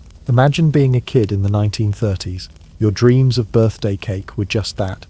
Dreams. Your toys were either broken or imaginary, and your biggest luxury wasn't a new pair of shoes but a second sock. If you were lucky, you had one that matched. If you were really lucky, you didn't have to share it. Childhood during the Great Depression wasn't so much about growing up as it was about surviving the journey. As adults lost jobs and homes, children often paid the quietest, most painful price: malnutrition, disrupted education, and the premature theft of their innocence. When your family had no money, you didn't get dessert, you got smaller. Malnutrition was a silent monster stalking millions of children across America. Growing kids need nutrients. Depression-era kids got beans and hope, mostly hope. Milk, eggs, and meat were luxuries. Fruits and vegetables were often canned if you had them at all, and fresh produce was about as common as a vacation to Paris. Many children developed rickets from vitamin D deficiency, anemia from iron shortages, or stunted growth from, well, not eating. If you were lucky, your school had a free lunch program. If not, lunch might be a biscuit, a spoonful of lard, or just watching your friend chew. And school, that was a complicated affair. On paper, school was free. In practice, education was a luxury families couldn't always afford. While attendance laws existed, dropping out became common.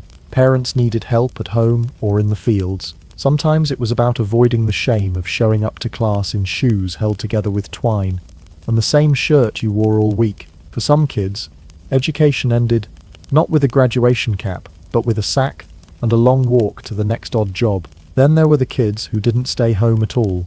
Teenagers who hit the rails. Tens of thousands of them, some as young as 13, ran away from home, often not out of rebellion, but out of guilt or desperation. They thought, if I leave, that's one less mouth for my parents to feed. So, they became teen hobos, hopping freight trains, riding boxcars from state to state in search of work or adventure, or simply a warm meal. Romantic, maybe in books. In reality, it was cold, terrifying, and dangerous. These kids were often mistaken for adults, and not just because of their soot-covered faces and thousand-yard stares. The Depression aged people, mentally, emotionally, and literally. Teen girls sometimes lied about their age to work as maids. Boys joined civilian conservation corps camps, chopping trees and building roads for a few dollars a month. It was either that or face a system that didn't know what to do with a 15-year-old who couldn't go home and couldn't find work. Juvenile homelessness wasn't a statistic. It was a population.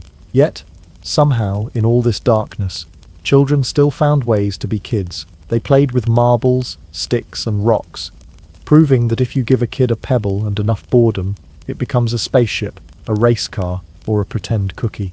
Comic books and radio shows became lifelines. Families would huddle around a tiny crackling radio and listen to Little Orphan Annie, The Lone Ranger, or Amos and Andy. Stories filled bellies that food couldn't reach. Imagination became the one reliable escape hatch from the choking grey of reality. The government eventually noticed that starving children were bad press. Programs like the Works Progress Administration, WPA, and the Federal Emergency Relief Administration.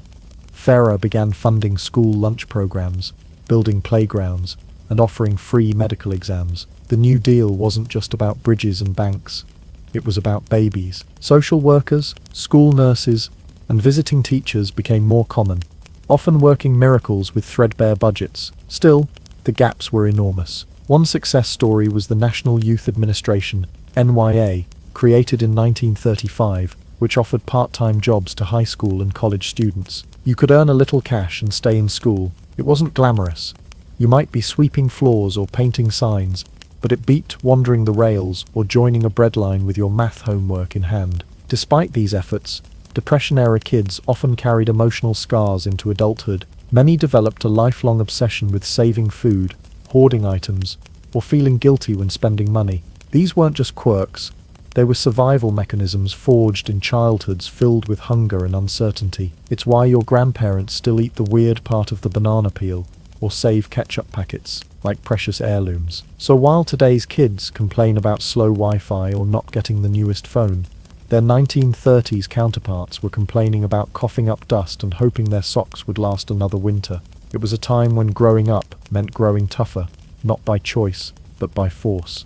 When the economy tanked and jobs vanished faster than the last slice of pie at a soup kitchen, something else took off like a bat out of a Model T crime. And not just your average pickpocket stuff, though there was plenty of that too, but headline-grabbing, Tommy gun-spraying, newspaper-splashing outlaw drama. In the 1930s, the line between villain and folk hero got about as blurry as a bootleg gin hangover, with banks locking their doors, jobs drying up, and desperation on every corner. Law-breaking became the side hustle of choice, not because people were inherently bad, but because poverty is a hell of a motivation. You can only flip the same pair of socks so many times before you start eyeing the general store's cheese with criminal intent. It started with petty theft, loaves of bread, shoes, maybe a chicken. But pretty soon, some folks decided if they were going to risk jail time, they might as well aim for a vault. Enter the Great Depression all-star outlaw roster. John Dillinger, Bonnie and Clyde, Babyface Nelson, Pretty Boy Floyd. Names that now sound like gangster-themed cocktails but were once Public Enemy's Nos. 1 through 5. These were real people, yes, but during the Depression they became legends. Bank robbers were suddenly the Kardashians of the era. Except instead of makeup tutorials, they had shootouts and escape routes. People followed their exploits in the papers like a twisted reality show, America's Most Wanted, but make it charismatic. And why were folks so obsessed with them? Because these criminals were doing what no one else could, taking from the banks. The same banks that had swallowed people's savings without so much as a refund or apology. The public didn't exactly approve of crime, but you could see the logic. If the system failed you, maybe the guy robbing it deserved a slow clap. Robin Hood chic was in style. John Dillinger wasn't just a thief. He was a showman. He escaped jail with a wooden gun painted black. He wore suits, flashed smiles, and robbed banks like he was late for dinner. He wasn't just robbing places. He was putting on a performance. Newspapers described him with flair. Handsome, cocky, fearless. For people barely scraping by, his antics offered a vicarious thrill. Somebody was sticking it to the institutions that had betrayed them. Bonnie and Clyde, meanwhile, were the tragic romance duo of the Dust Bowl crime wave. They didn't rob banks so much as blunder into them. Armed and underqualified, their gang was clumsy, their planning often non-existent, and their legacy far bloodier than poetic. But America couldn't look away. Bonnie wrote poems, Clyde had a baby face, and they posed for photos with their guns like it was prom. It was chaos, poverty, and lipstick on a getaway car. Of course, this wasn't all about glamour. For every headline criminal, there were thousands of ordinary folks dipping a toe into crime out of pure necessity. Black markets sprang up like mushrooms after rain, selling sugar, gasoline, meat, and other rationed or unaffordable goods. Some people sold forged work papers or ran illegal lotteries. Others became bootleggers, peddling alcohol in the still damp shadow of Prohibition's end. If you couldn't afford food, stealing a sack of flour wasn't a sin. It was a Tuesday. Public opinion, though, was a roller coaster. Some adored these criminals, bought newspapers just for updates, and rooted for them like sports teams. Others, especially victims of robberies or towns caught in the crossfire, weren't exactly waving flags. There was a difference between cheering someone who stole from banks and hating the guy who held up your local grocer. And as violence escalated, especially with incidents like the Kansas City massacre, the public mood began to shift. Charm wears off when bullets start flying through cafe windows, which brings us to law enforcement, or as it was known in the 1930s, barely keeping up. Most local police forces were underfunded, poorly equipped, and wildly outgunned. Chasing a bank robber in a souped-up Ford V8 with a Tommy gun was like bringing a spoon to a fencing match. That's why the FBI, still wet behind the ears, started beefing up during this time. Under J. Edgar Hoover, the Bureau embraced modern tactics, centralized files, fingerprinting, national criminal databases, and a PR campaign to look competent. And yes, there were also fedoras. The FBI eventually got results. Dillinger was gunned down outside a Chicago movie theater in 1934, betrayed by a lady in a red dress. Bonnie and Clyde were ambushed in Louisiana by officers who made sure they wouldn't walk away again. But the legacy of these Depression-era criminals didn't end with their deaths. They left behind a cultural blueprint of how poverty and injustice could turn desperation into defiance. The Great Depression didn't invent crime, but it gave it a fresh coat of dust and a nationwide audience. It showed that when the system breaks, people don't always go quietly. They sometimes go armed and dramatic. When money disappears, dreams often take its place. And during the Great Depression, when your job, your home, and your bank account had all gone the way of the dodo, dreams were often all people had left, which made them prime targets for a particularly greasy breed of entrepreneur, the con artist. The 1930s were the Super Bowl of swindles, a golden age of scams so creative, so audacious. You almost had to admire the hustle until you realized someone just sold you a bottle of lung tonic that was 90% turpentine. Desperation turned America into a nation of believers. If a man showed up in your town wearing a hat large enough to shade Nebraska and claimed his elixir could cure gout, unemployment, and a broken heart, well, what did you have to lose? The answer was usually about 75 cents, and whatever was left of your dignity. But you bought it anyway, because the thought of not trying everything, no matter how sketchy, was even more unbearable. These miracle cures were everywhere, sold from wagons, advertised in the back pages of magazines, and broadcast on low-wattage radio stations. They claimed to treat everything from baldness to bankruptcy. There was Dr. Zane's Miracle Kidney Compound, which promised to purify your insides, but more likely just purified you of your will to live, or Professor Eldritch's vibrational healing crystals, which were just ordinary rocks blessed with a whole lot of nonsense. Some con artists took the show on the road. Traveling medicine shows were like pop-up concerts of quackery, part vaudeville, part sales pitch, all scam. They'd roll into a dusty town with music, jokes, and fake testimonials, and leave with everyone's pocket change. It wasn't just about selling snake oil, though there was plenty of that. It was about selling hope, shrink-wrapped in charisma, and flavored with lies. Then there were the fortune tellers and spiritualists, suddenly booming in business. The Depression had people so shaken, they were willing to ask anyone, even the spirits, for career advice. Crystal balls, tarot cards, seances with Aunt Mildred. It was a metaphysical free-for-all. If someone told you Mercury was in retrograde, and that's why your crops failed, it beat admitting your topsoil was in Oklahoma now. These spiritual guides weren't always malicious. Many believed their own shtick, but they still charged a fee to read the stars while your stomach read empty. And of course, mail-order scams exploded. Print ads promised miracle weight gain for starving children, usually raw yeast, wealth secrets of the ancients. Spoiler, there were none, or guaranteed jobs if you just paid a small application fee. Some conmen even offered fake diplomas. Yes, for the price of a few bucks, you too could become a certified accountant, despite not owning pants. It was the original version of click this link for instant success. Not to be left out, investment scams and pyramid schemes also got a 1930s glow-up. These were less flashy than traveling shows, but far more insidious. Swindlers would convince entire communities to invest in phony businesses, oil wells, or land that either didn't exist or was only good for growing dust. You could buy 10 acres in sunny Arizona, only to arrive and find a rattlesnake and regret waiting for you. Double your money in 30 days, the pamphlet shouted.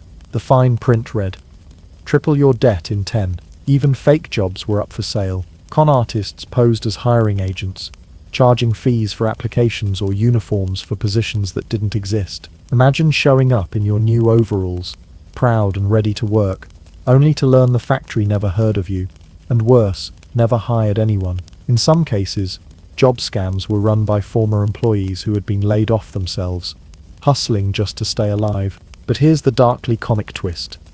Not all the scammers were outsiders. Some were your neighbors, your cousins, the guy who used to sell apples on the corner, but now sold miracle bean seeds that promised to sprout food overnight. People didn't just fall for scams, they became scammers. When honest work disappeared, a dishonest hustle became the new 9 to 5. The grift wasn't just a moral failure, it was survival in disguise. That's what made the 1930s con game so slippery. The scammers weren't always evil masterminds. They were sometimes just folks one rung above rock bottom, selling whatever hope they could fabricate. They might have lied about the product, but the need behind it was always heartbreakingly real. When your pantry was empty, and your prospects were worse, belief was a currency, and someone was always ready to cash in. By the end of the decade, laws would tighten, regulations would stiffen, and the most flamboyant hucksters would fade away, or get arrested. But their legacy lingered. The Great Depression taught America a hard truth. When the future looks bleak, people will buy anything that promises a shortcut, even if it comes in a glowing bottle labeled guaranteed success and smells suspiciously like gasoline. By 1933, the American economy was less of a machine and more of a pile of broken parts humming sad jazz. Banks had crumbled, families were huddled in tin shacks, and the country was dangerously close to replacing democracy with a bottle of bootleg gin and a collective scream. Enter Franklin Delano Roosevelt, a man with a firm jawline, a confident cigarette holder, and what America desperately needed: a plan. Actually, not just a plan, a New Deal. The New Deal didn't just hand out money, it handed out purpose, usually in the form of a shovel, a blueprint, or occasionally a puppet theater. The idea was simple.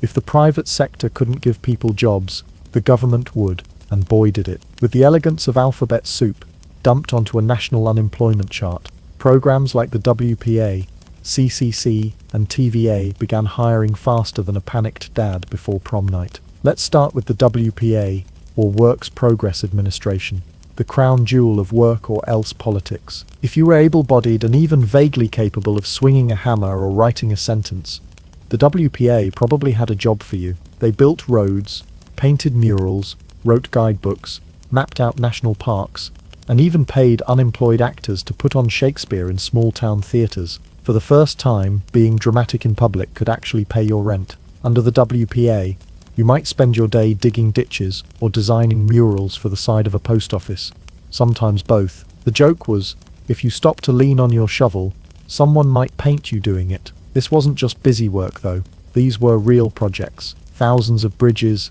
airports, public buildings, and schools sprang up across the country, like someone hit SimCity National Emergency Edition. Then there was the CCC, or Civilian Conservation Corps, basically a government-run summer camp for unemployed young men, minus the canoeing but with way more mosquito bites. These guys were shipped off to the woods, paid $30 a month, most of which went straight to their families, and spent their days planting trees, fighting forest fires, and building trails in the wilderness. If it sounds like glorified outdoor labor, that's because it was. But for many, it was the first time in years they'd had food, shelter, and something resembling direction. The CCC didn't just plant forests, they replanted dignity. Young men went from starving in alleys to standing in line for work boots, getting haircuts, and trading letters with home. They were broke, muddy, and exhausted, but they were also rebuilding their sense of self, one pine tree at a time. Not to be left behind, the TVA, or Tennessee Valley Authority, tackled another American crisis: electricity, or lack thereof. Entire regions of the South were stuck in the 19th century, running on kerosene and collective shrugs. The TVA built dams, hydroelectric plants, and flood control systems that electrified rural America, quite literally. Suddenly people who'd never flipped a light switch were reading at night and listening to FDR's fireside chats without having to squint at a candle. But the New Deal wasn't just about putting people to work, It was about rebuilding faith in the government and in each other. Relief, recovery, and reform weren't just buzzwords, they were national therapy. Relief was the emergency room, handing out food and shelter. Recovery was the physical therapy, helping people walk again. And reform was the follow-up appointment that said, let's make sure we never break our economic femur like that again. Still, not everyone was thrilled. There were whispers of socialism,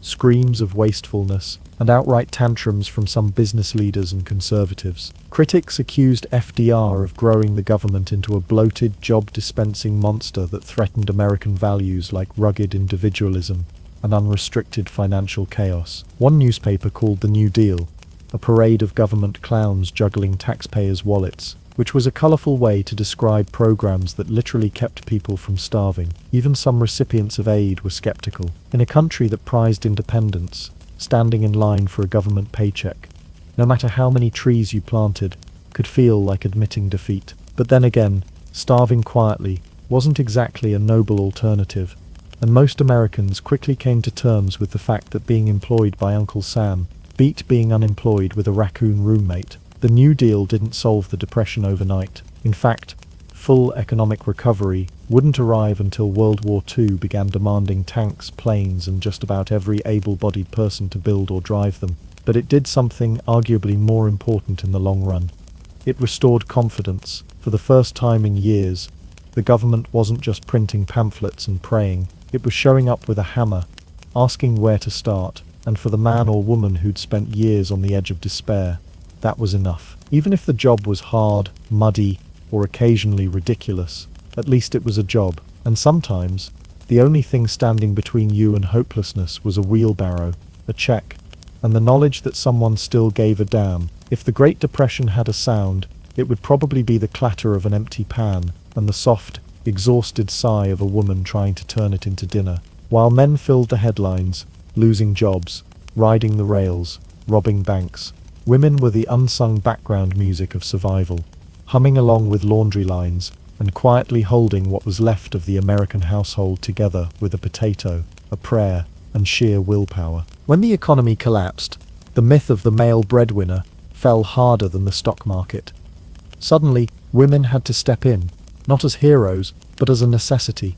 Jobs were few, and families didn't care if the paycheck had lipstick on it, as long as it could buy bread. So, while their husbands waited in bread lines or worked for the WPA building bridges, women found work as seamstresses, maids, teachers, laundresses, and factory workers. Anything that could bring in a few precious dollars. But employment didn't mean equality. Gender wage gaps weren't just real, they were massive. Employers often justified paying women less by insisting they were only supplementing a man's income, even when that man was very much unemployed or had disappeared entirely. In many states, married women were even banned from holding certain public jobs because apparently the economy was collapsing, but sexism still had time to clock in full-time. Still, women found ways to work. If they couldn't get formal jobs, they did informal ones. They took in laundry, they mended clothes, they sewed quilts from scraps, and they sold preserves, pies, and pickles. They became the queens of the side hustle, decades before anyone used that term, with work that was often underpaid, underappreciated, and entirely essential. Inside the home, women weren't just homemakers, they were miracle workers. With husbands out of work and no welfare net to catch the family, women learned to stretch meals like Olympic gymnasts. Leftovers became stew, stew became casserole, casserole became soup, and soup became, well, water, if we're being honest. If you could feed 5 people on 1 onion and some breadcrumbs, you were a Depression-era Iron Chef. Clothing? Reused. Toys? Homemade. Soap? Maybe. Curtains were turned into dresses. Old flour sacks became underwear. Broken furniture wasn't replaced. It was propped up with a brick and a prayer. It wasn't about aesthetics. It was about survival. That pie cooling on the windowsill. It was probably made with mashed beans and food coloring, and it was going to taste like sadness, but by God it was pie-shaped. As if working and running a home on fumes weren't enough, women also bore the brunt of family planning. Birth control was taboo, hard to access, and sometimes illegal, but that didn't stop families from trying to limit how many mouths they had to feed. Margaret Sanger's clinics and underground pamphlets spread knowledge on contraception, and despite resistance from religious institutions and the government, more women began to quietly take control over their reproductive futures, or at least try. Meanwhile, the emotional labor piled up. Mothers had to pretend everything was okay when it wasn't. They had to keep children distracted with songs, stories, and the art of pretending the one potato in the stew was just extra chunky. Anxiety became a bedtime routine, and making do became an identity. But don't confuse strength with comfort. Depression-era women were exhausted, and many dealt with isolation, anxiety, and untreated depression, with no resources or recognition. You cried in silence, then folded laundry over it. Some women also became the reluctant heads of household. With their husbands gone, sometimes dead, sometimes disappeared, they stepped up, not with speeches and applause, but with quiet competence. They managed budgets that didn't add up, balanced meals that weren't meals, and raised children who didn't understand why the world had changed but could feel it in their bellies. There were moments of solidarity. Women shared tips through church groups, neighborhood exchanges, and community cookbooks. They passed down tricks like how to clean a floor with vinegar, sew shoes from cardboard, or turn lard and cornstarch into something vaguely dessert-like. These weren't luxuries, they were lifelines. And for black women, immigrant women, and women of color, things were even harder. They faced not just gender discrimination, but racial barriers that kept them in the most grueling, lowest-paying jobs. Domestic work, already undervalued, became even more exploitative. The New Deal programs rarely reached them equally, and yet, they too were expected to stretch miracles from nothing, and often did. If the Great Depression taught America anything, it's that women were the gears that kept the machine turning, even when it was rusted, broken, and barely moving. They didn't get the glory, the headlines, or the thanks, but they got the family through it. Being a woman during the Depression meant double the work, half the pay, and zero time to complain about it. But if you ever ate a warm meal in 1934, there's a very good chance it came from hands that had no time for applause, only for work. By the late 1930s, America had been bruised, battered, and thoroughly kicked by the Great Depression. It had lost its money, its optimism, and most of its dinner portions. But somehow, through sheer grit and an absurd number of potato-based meals, it hadn't lost everything. Because tucked in between the busted banks, dust storms, and soup-lined sorrows, something strange began to stir, a glimmer of hope. Let's be clear. Recovery didn't happen overnight. It was more like dragging a broken-down car up a hill, using only dental floss and stubbornness. The New Deal had injected some energy back into the economy. Yes, but by 1939, unemployment was still painfully high. People were working again, sure, but many were still underpaid, overworked, and just barely scraping by. The soup kitchens were still ladling. The Hoovervilles still stood, albeit with slightly better cardboard, but the air felt less hopeless. Not hopeful exactly, but at least not apocalyptic. Then, in the grandest and darkest plot twist imaginable, World War II kicked down the door, and suddenly, the thing that would finally lift America out of its decade-long slump wasn't a stimulus plan or a bold political speech. No, it was global conflict and mass militarization. Because it turns out, building tanks, planes, bullets, boots, bombs, and battleships is really good for business. Factories that had been rusting away under layers of economic despair were suddenly humming again. Unemployment plummeted, not because the Depression ended with a party and cake, but because everyone suddenly had something to do. Men were drafted, women filled the jobs they left behind, sparking a whole new workforce dynamic. Rosie the Riveter rolled up her sleeves, and the assembly line became the new front line. The war machine didn't just save democracy, it saved the economy. Meanwhile, America's culture staged its own comeback tour. Radio shows boomed with big band swing. Movie theaters became the nation's escape pods, offering double features of glamour, drama, and dancing that didn't involve ration coupons. Fred Astaire tap danced over economic anxiety. Judy Garland sang about rainbows, and a country that had spent a decade crying quietly into its soup suddenly remembered how to laugh, dance, and flirt with optimism. But it wasn't just popcorn and propaganda. The 1930s had changed people. Americans came out of the Depression different, wiser, warier, but tougher. The government, too, had learnt some lessons. Eventually, New Deal programs like Social Security, unemployment insurance, and federal job programs didn't just disappear when things got better, they became the bedrock of a modern safety net. For the first time, the federal government assumed a more active role in making sure the economy didn't go full disaster mode every time Wall Street sneezed. Sure, not everyone agreed with this new direction. Critics shouted about government overreach and big spending, but for many Americans, the alternative, total economic collapse and living in a shack made of soup cans, was still fresh in their minds. The Depression had taught the country that sometimes pulling yourself up by the bootstraps only works if someone first hands you some boots. And through it all, community resilience carried the nation. Neighbors shared food, churches ran soup kitchens, families crowded into single rooms and took care of each other with whatever they had left. The Depression may have emptied pockets, but it also revealed how full people's hearts and stubborn streaks really were.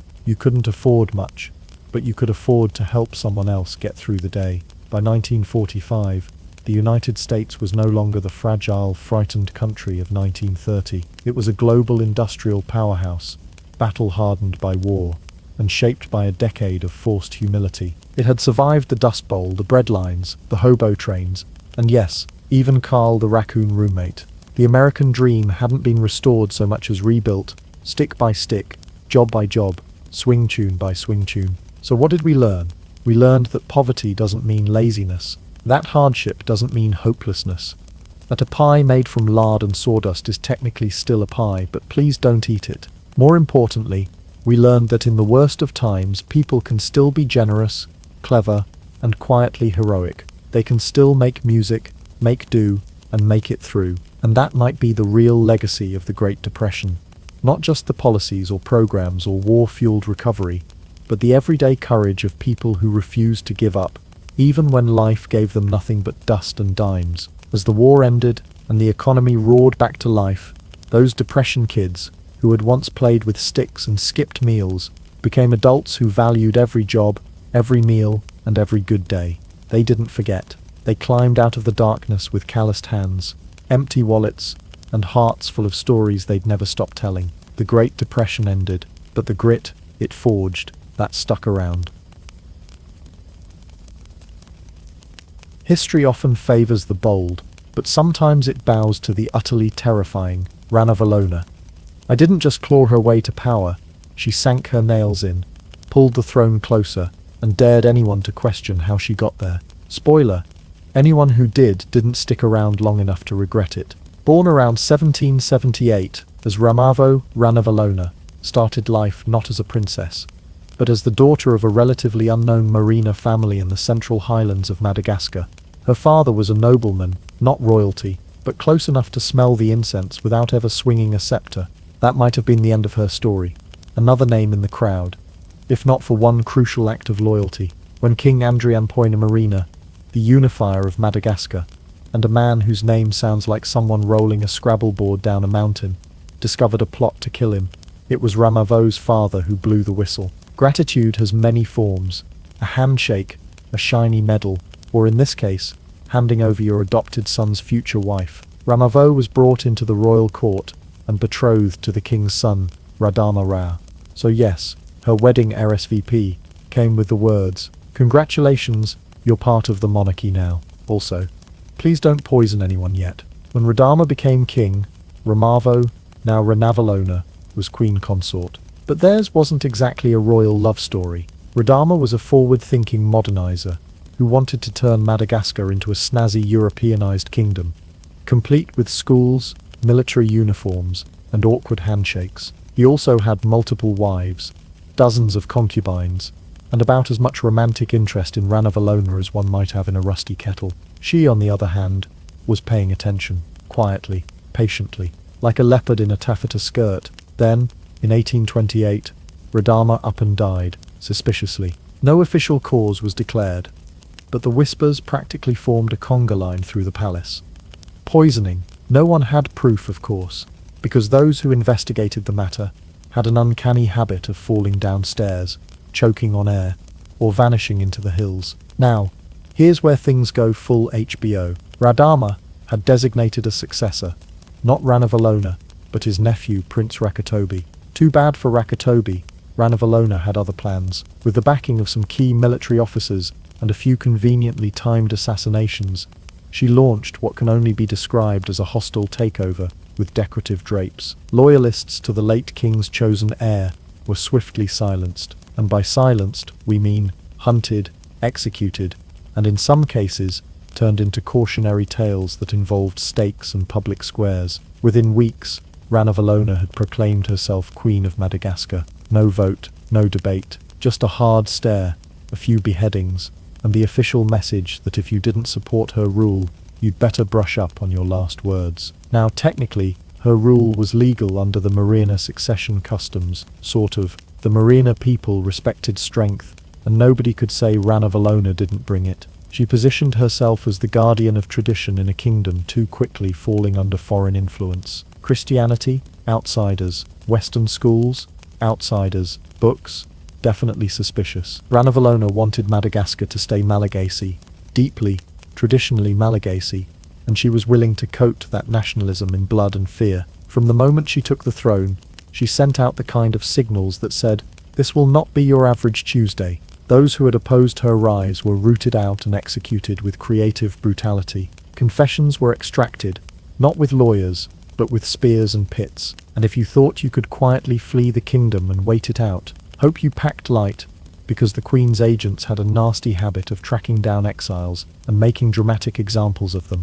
Her coronation in 1829 wasn't so much a celebration as it was a declaration of power. Ranavalona rode through the streets in regal attire, flanked by soldiers who weren't smiling. The air buzzed with both traditional chants and the kind of nervous silence that suggested the crowd wasn't sure if this was a parade or a pre-execution warm-up. And yet, to her supporters, especially among the traditionalist classes, Ranavalona was a necessary force. They saw in her not just a monarch, but a protector of their way of life, an iron hand against creeping colonialism. The British and French, meddling pests, Christianity, a foreign infection.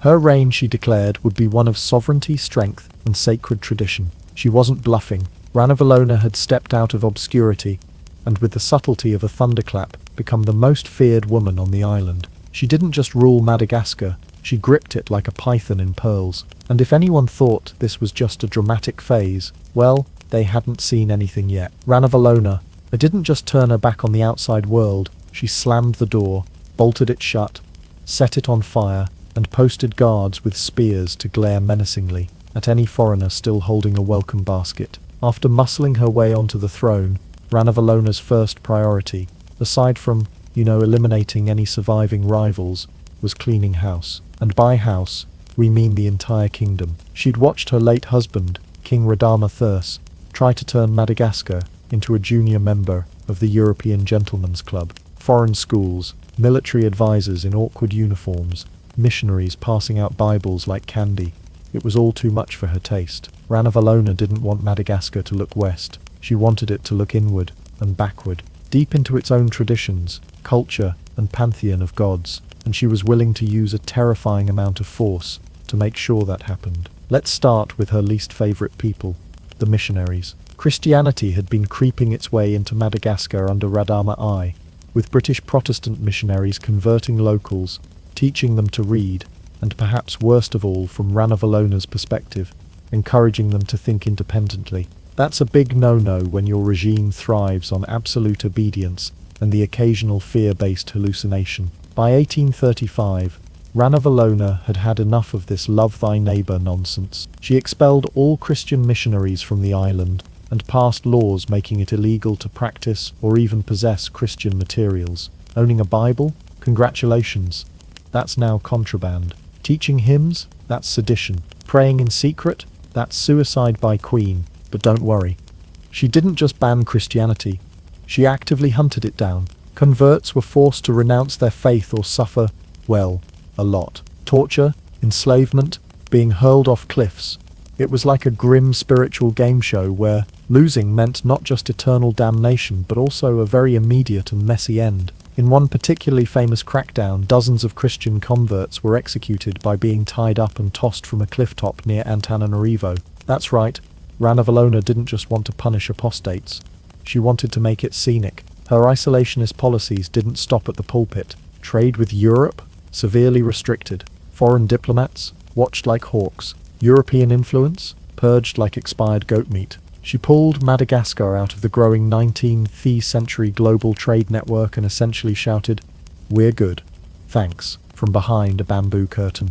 Any European who overstayed their welcome, or did anything vaguely suspicious, like write in a notebook, risked being arrested, tortured, or executed. Sometimes all three, in that order, with a complimentary snake bite. Now, to be fair, this wasn't just paranoia for paranoia's sake, though there was plenty of that too. Ranavalona saw colonialism as a creeping disease, and in the era of European imperial expansion, she wasn't wrong.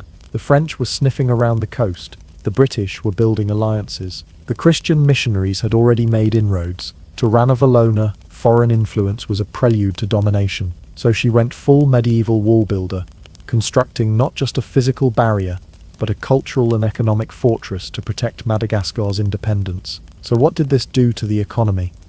Well, let's just say things got weird. Without European trade, Madagascar was left to rely on traditional systems. Local crafts and agriculture flourished for a while. But without access to modern tools, medicine, or technologies, innovation stalled. Meanwhile, Ranavalona ramped up forced labor and internal taxation, sometimes charging people for the right to live on their own land. It was economic nationalism with a side of extortion. Madagascar wasn't exactly thriving, it was holding its breath and hoping no one noticed the mold growing in the corners. Still, this bizarre cultural lockdown did have some unexpected side effects. For one, it led to a sort of traditionalist revival. Malagasy art, religion, music, and ritual were not just preserved but elevated. The Queen insisted on worshipping the old gods, practicing ancestral rites, and enforcing customs that had been fading under Radama's westernizing regime. There were festivals, there were ceremonies, there were enough animal sacrifices to make even the gods go, "Okay, wow, that's enough goats." But don't let the cultural pride distract you from the torture. Ranavalona's justice system was less about legal nuance and more about performance art. Suspected criminals, and let's be honest, basically anyone the Queen found mildly annoying, were often subjected to trials by tangena, a poison ordeal that went something like this. Eat 3 pieces of chicken skin, swallow a deadly nut-based poison, vomit or don't. Inspect the vomit to see if all 3 pieces came back up. If yes, you're innocent. If not, well, you were guilty, and also probably dead. This system was used so extensively during Ranavalona's reign that, at one point, it was responsible for tens of thousands of deaths per year. Foreigners were horrified, locals were terrified.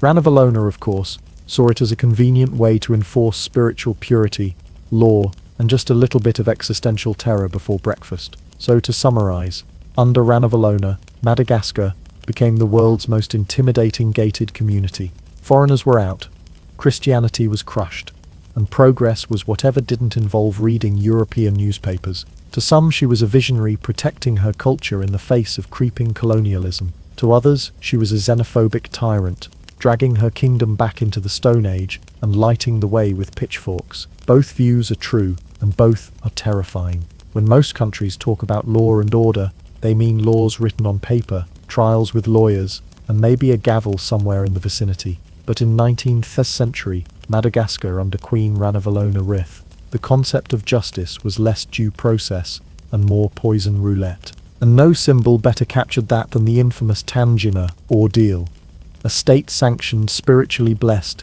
gastrointestinal nightmare, disguised as a legal proceeding. Let's get one thing clear right off the bat. Tangena wasn't just a test of guilt. It was a full-blown religious ritual meets courtroom drama meets involuntary biology experiment. The process centered around the tangena nut, which, despite sounding like something you'd sprinkle on yogurt, was actually a slow-acting, gut-twisting toxin. In the traditional Malagasy belief system, it was thought that the gods would protect the innocent from the poison and punish the guilty by letting it work its fatal magic. Ranavalona didn't invent this custom, but oh boy, did she weaponize it. Here's how it worked in practice. Let's say you were accused of stealing a chicken, offending the Queen, practicing Christianity, or looking suspiciously literate. You could be ordered to undergo the ordeal by tangena. First, you'd be given 3 pieces of chicken skin to eat. Why? Because apparently, There's no justice without poultry. Then, you'd be made to swallow a potion brewed from the crushed tangina nut, usually served up with great ceremony and zero concern for your digestive system. After that, everyone waited for you to vomit, and here's where the trial reached its climax. If you puked up all 3 pieces of chicken skin, congratulations, you were innocent. If not, either because one was missing, or you didn't survive long enough to finish vomiting, then you were guilty, and also now very, very dead. Verdict delivered, case closed, next victim. This wasn't some fringe practice reserved for high crimes and royal conspiracies. Ranavalona turned it into a national policy. At the height of her reign, an estimated 2,000–3,000 people a year were dying from these poison trials, though some reports suggest the number was much, much higher. In fact, by mid-century, it's estimated that as many as 20% of all legal cases in Madagascar ended in a tangina trial. That's not a justice system, that's a nation governed by an open mic night at a very cursed apothecary. But why poison? Why not just build a few dungeons, throw people in, and let them rot like a normal tyrant? Well, for Ranavalona, tangina was more than punishment. It was divine validation. Her rule wasn't just political, it was spiritual. The queen positioned herself as the earthly representative of traditional Malagasy gods. Disobeying her wasn't just a crime, it was heresy. The ordeal by tangina reinforced the idea that the gods themselves judged each case, and she was simply the earthly administrator of their cosmic Yelp reviews. It wasn't just for criminals either. Nobles, officials, and even members of her own court could be called to prove their loyalty through the ordeal. Some were accused of harboring foreign ideas, others of disrespecting sacred traditions. Some were just unlucky. If Ranavalona felt a vague sense of suspicion, or if someone in the palace whispered the wrong thing near the wrong ear, the tangina bowl was ready and waiting. What's more disturbing is how systematized it became. There were official poison preparers. Priests presided over the ordeal like judges. Spectators were often forced to watch as a warning, and when someone survived, yes, that occasionally happened, they weren't handed a congratulatory bouquet. Instead, they might be enslaved for wasting the court's time, or worse, sent to work on state labor projects for having something wrong with their aura. And let's not forget the psychological effect. When the law becomes a gamble with your internal organs, fear is no longer just a tool. It's the entire government. The ordeal created an atmosphere where obedience wasn't just encouraged, it was chemically enforced. Even speaking out about injustice became unthinkable. Because how do you organize a resistance movement when your average political debate ends in poison-induced vomiting? To be fair, some of Ranavalona's advisors started to realize this wasn't exactly ideal. A few brave souls suggested reforming or limiting the use of tangina, especially as the bodies piled up and even loyal subjects began to sweat nervously at the sound of soup being prepared. But any suggestion of change was seen as weakness, or worse, Western corruption. In Ranavalona's view, tangina was part of the soul of the nation, and those who opposed it were enemies of both the crown and the ancestors, which meant their next meal would come with consequences. Even by 19th century standards, an era not exactly known for its humanitarianism, Madagascar under Ranavalona stood out. Foreign observers who managed to sneak peeks from the safety of coastal ports were horrified. British and French reports described the practice as barbaric and medieval, which, considering what Europe was doing to its own colonies at the time, is saying something. But here's the twist. For many traditionalists in Madagascar, tangina wasn't seen as barbaric. It was justice, it was culture, it was the will of the ancestors. Ranavalona didn't just rule by poison, she ruled by faith. She manipulated belief so thoroughly that the people came to fear displeasing the gods more than they feared the queen herself, which, in turn, made the queen seem untouchable, chosen, sacred, invincible. In the end, the ordeal by tangini wasn't just a cruel legal system, it was the physical embodiment of Ranavalona's reign, terrifying, spiritual, and just plausible enough to keep people too afraid to challenge her. A nation ruled by poison bowls and chicken skins isn't one destined for peace, but it was absolutely destined to leave a mark on history. Being queen can be stressful. There's the crown to balance, taxes to collect, diplomats to dodge, and if you're Queen Ranavalona is of Madagascar, a never-ending list of people to eliminate, just in case they thought about not liking you. While other monarchs ruled with gold and policy, Ranavalona ruled with fear, suspicion, and a paranoia so intense it probably had a name and a permanent seat at her court. Ranavalona didn't just sit atop the throne. She clung to it like it might grow legs and run away. From the moment she seized power, she saw enemies everywhere, behind every curtain, under every noble wig, and possibly whispering in her soup. And in her mind, preemptive strikes weren't just smart, they were survival. Her first step, clean house, and by house, we mean the entire aristocracy.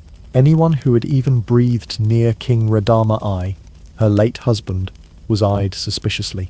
Advisors, gone. Loyalists to the old regime, also gone. Political rivals, vanished.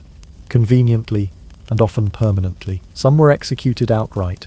Others were quietly exiled to distant regions of the island, where their chances of coming back, or surviving, were roughly equal to being struck by lightning while holding a protest sign.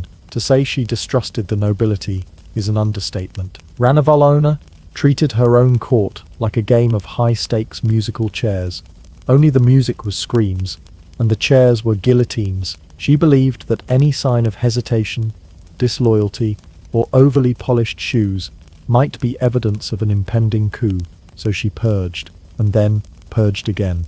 And just to be safe, purged whoever looked too relieved after the last purge. But you can't run a purge-based monarchy all by yourself, and that's where spies came in. Ranavalona created an extensive network of informants, courtiers, servants, guards, even family members, who reported everything back to her. Conversations were monitored, movements tracked. If you sneezed in a way that sounded vaguely like revolution, you could expect a polite knock on your door from someone holding rope and a warrant. Some say she had entire divisions of her government dedicated to just watching other divisions of her government, a sort of bureaucratic Ouroboros of paranoia. Trust, under Ranavalona, was not earned.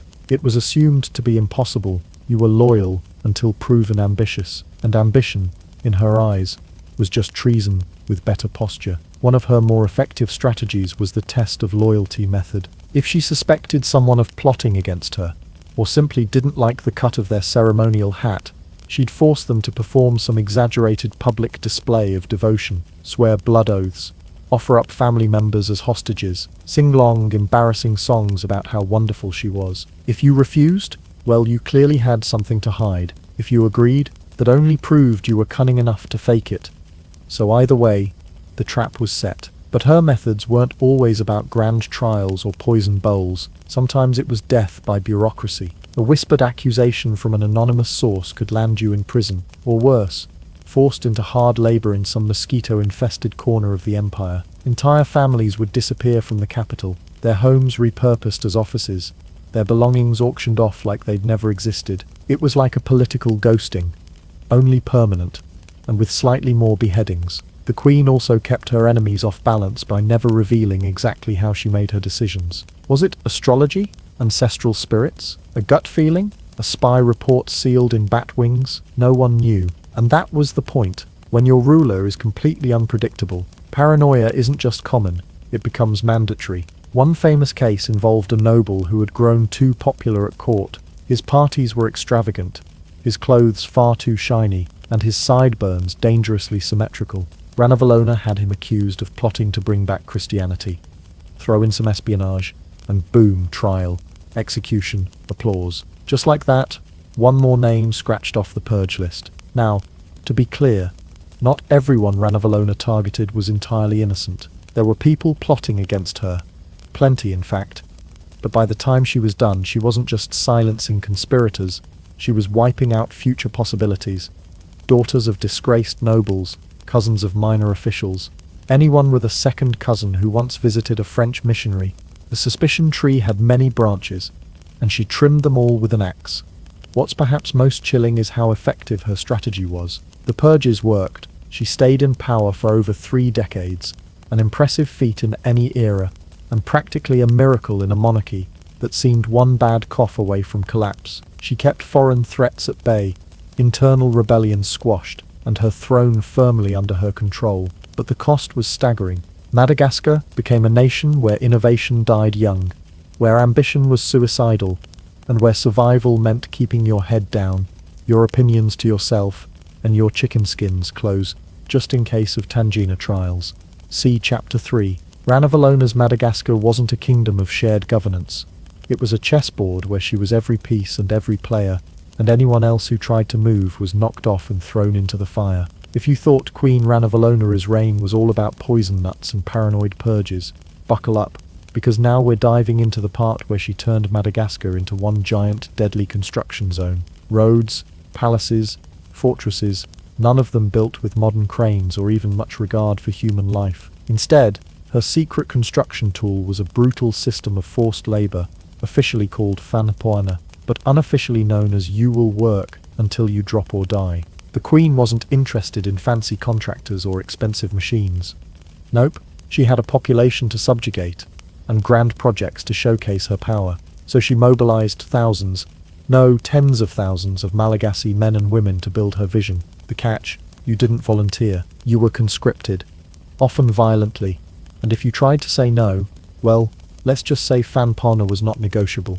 Picture this: a vast army of exhausted workers, hauling stones and mud under a tropical sun so brutal it could cook an egg on a rock, no breaks, barely enough food, and supervisors armed with whips, or worse, ready to punish anyone who slowed down. It wasn't just labor, it was slavery, by any other name. What exactly was built? Roads that carved through wild forests and over rivers, connecting the capital Antananarivo to far-flung provinces, massive palaces where the Queen could display her wealth and intimidate guests, fortresses and defensive walls, protecting the kingdom from imagined enemies both foreign and domestic. And guess who laid the stones and carried the mortar?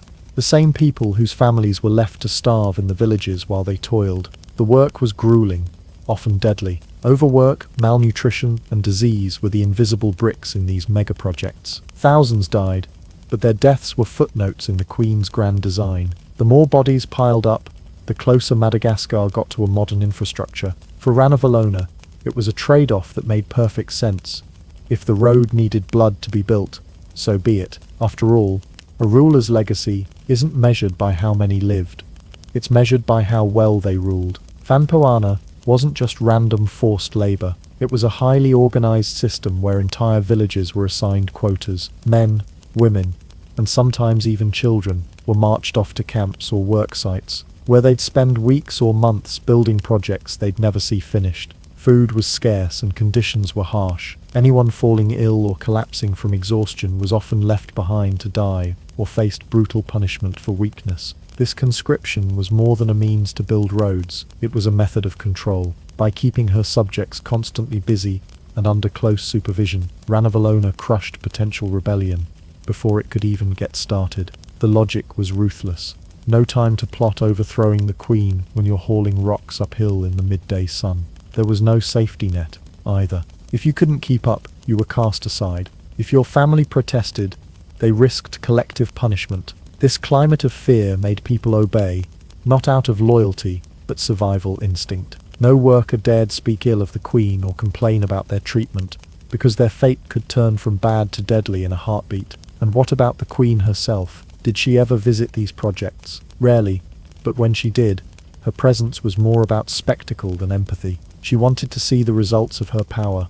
Long roads stretching like veins through the island, imposing stone walls, palaces that dazzled with their size and decoration. The suffering behind these monuments was invisible to her, or worse, irrelevant. European observers who managed to glimpse the scale of these forced labor projects described scenes of horror. The sheer numbers of laborers were staggering, and the death toll high enough to be whispered about in fear. Yet none dared speak too loudly, because the Queen's spies were everywhere, and dissenters often disappeared into the night, or worse. What's fascinating and chilling is how these projects, built on backs broken by exhaustion and starvation, actually changed Madagascar. The roads, for example, did facilitate trade and military movement.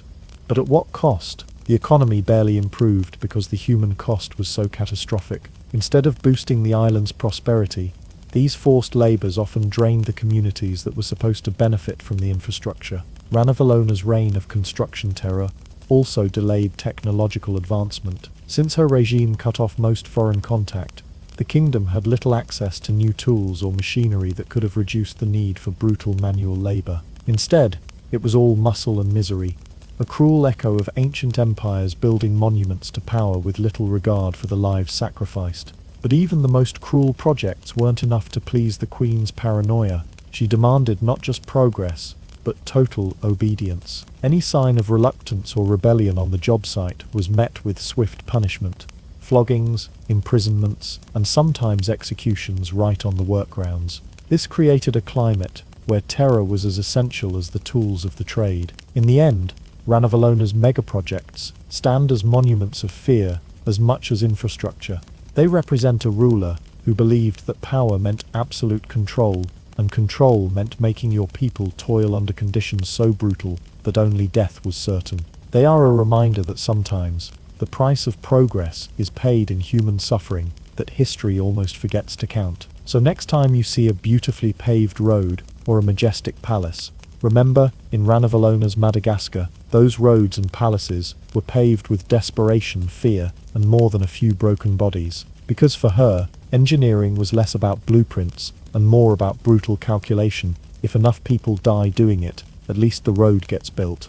In a reign ruled by fear and suspicion, it should come as no surprise that Queen Ranavalona's throne was under constant threat, not just from her own people, but from foreign powers and the shadowy world of plots and betrayals. If power is a throne, hers was less a comfy seat and more a battle-scarred war camp with daggers constantly aimed at its back. Madagascar's Christian converts, many of whom had once been favoured by previous kings, quickly found themselves on the wrong side of Ranavalona's ruthless regime. When she banned Christianity and expelled missionaries, these converts weren't just religious dissenters, they became political enemies, and political enemies in her kingdom were dealt with harshly. These converts, many of noble birth or connected to influential clans, began plotting to overthrow the Queen. Their goal? To restore Christianity and reopen Madagascar's doors to the outside world, particularly Europe. It wasn't just a religious cause, it was a political one wrapped in crosses and prayers.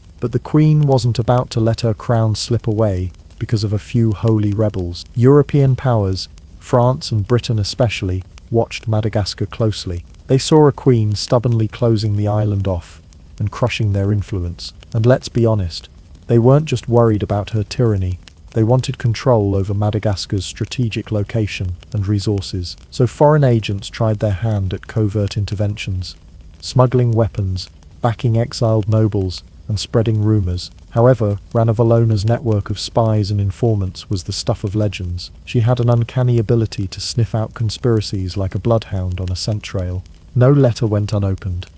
No whisper escaped her ears. If you thought plotting against her was a clever idea, you quickly learned it was more like sending your own death warrant. Several high-profile coup attempts took place, each more desperate than the last. There were nobles who tried to rally disgruntled warriors and Christian sympathizers into a rebellion. There were foreign-backed plots aiming to poison the Queen or seize her palace by force. Each time, Ranavalona responded not with panic, but with calculated brutality. One famous example involved a group of conspirators who tried to assassinate her during a public ceremony. Word got back to the Queen before the plan could unfold. Her response? She invited the suspected assassins to a private meeting where they disappeared without a trace. Rumors say she then sent their severed heads as a gruesome warning to their accomplices, a message that betrayal would be met with merciless vengeance. This wasn't just about raw power, it was psychological warfare. Ranavalona understood that ruling through fear meant breaking spirits before bodies. Public executions, secret imprisonments, and displays of torture were carefully orchestrated spectacles designed to crush the will of any would-be traitor. Even when conspirators managed to gather forces and launch uprisings, the Queen's loyal troops were ready. They swarmed rebellion camps and villages, using scorched earth tactics that left little room for survivors or sympathizers. The Queen had learnt early on that mercy was a luxury she couldn't afford. What's remarkable and terrifying is how deeply the paranoia ran. Nobles lived in constant suspicion, unsure if their neighbor was a loyalist or a spy. Family members betrayed each other, sometimes out of genuine fear, other times to curry favor with the Queen. This culture of betrayal kept the kingdom locked in a perpetual state of internal terror. And yet, despite all this bloodshed and betrayal, Ranavalona's grip remained unbroken for decades. While some rulers might crumble under the pressure of endless conspiracies, she grew stronger, her reputation morphing into a near-mythical force of nature.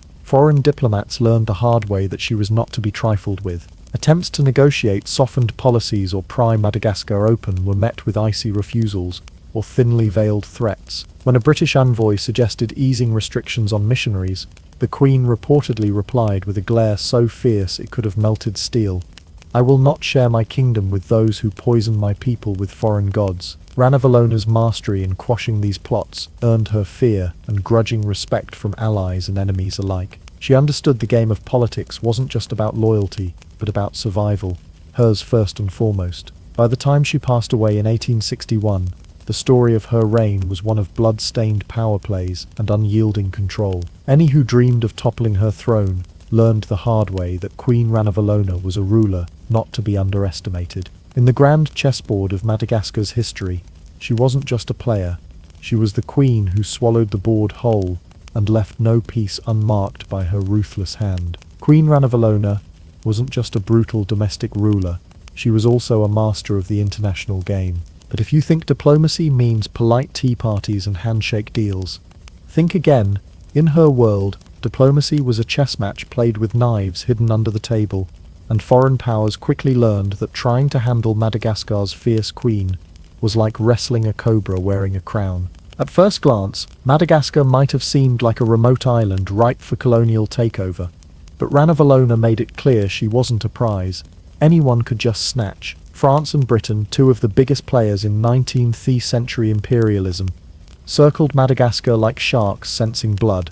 Both coveted the island for its strategic position along Indian Ocean trade routes and its natural resources. But Ranavalona was not about to let them waltz in with flags and fancy treaties. Diplomatic relations with Ranavalona were notoriously tense, fluctuating between icy silence and explosive confrontation. Unlike some rulers who bent with pressure, she was famously immovable. Her style was blunt, fierce, and often terrifying. Take the infamous Lambert Charter incident of 1855, a diplomatic and economic disaster that still echoes in history. Joseph-Francois Lambert was a French entrepreneur who managed to convince Ranavalona's court to sign a document granting him extensive rights to exploit Madagascar's resources, land, minerals, trade, you name it. At first, this looked like a win-win. The Queen would gain European investment, and Lambert would become Madagascar's golden ticket. Except Ranavalona didn't intend to actually honor it. The so-called charter was signed under murky circumstances, involving bribes and questionable translation. When the Queen caught wind that Lambert was essentially plotting to hand her kingdom's riches to foreign hands, she immediately repudiated the agreement. That's right, she tore it up like a bad contract, tossed it into the fire, and promptly sent Lambert packing. This furious rejection enraged France, who saw the charter as a legal foothold to increase their influence. They responded with threats and attempted diplomatic pressure, but Ranavalona remained steadfast. It was her way of saying, "I'm no colony to be carved up." This incident wasn't just about economics. It was a stark example of how Ranavalona used diplomacy as a weapon, rather than a bridge. She understood the game wasn't about cooperation, but about survival, manipulating foreign powers to serve her own ends, while refusing to let them get too comfortable. Her interactions with British officials were similarly fraught. Britain, keen on maintaining influence in the Indian Ocean and protecting its trade routes, sent envoys hoping to soften Madagascar's isolationist stance. These envoys arrived with gifts, promises, and carefully crafted speeches about friendship and progress. Ranavalona listened with the patience of a cat eyeing a mouse, but beneath her composed exterior was a mind sharpening every detail into ammunition. She made it clear that while Madagascar might trade spices or timber, it would not bow to foreign demands or missionaries. British diplomats learned quickly that flattery and fine words were no match for her iron will. One British official reportedly remarked, "Dealing with Her Majesty is like playing poker with a volcano. You might win a hand, but you'll lose everything else." It wasn't just a metaphor.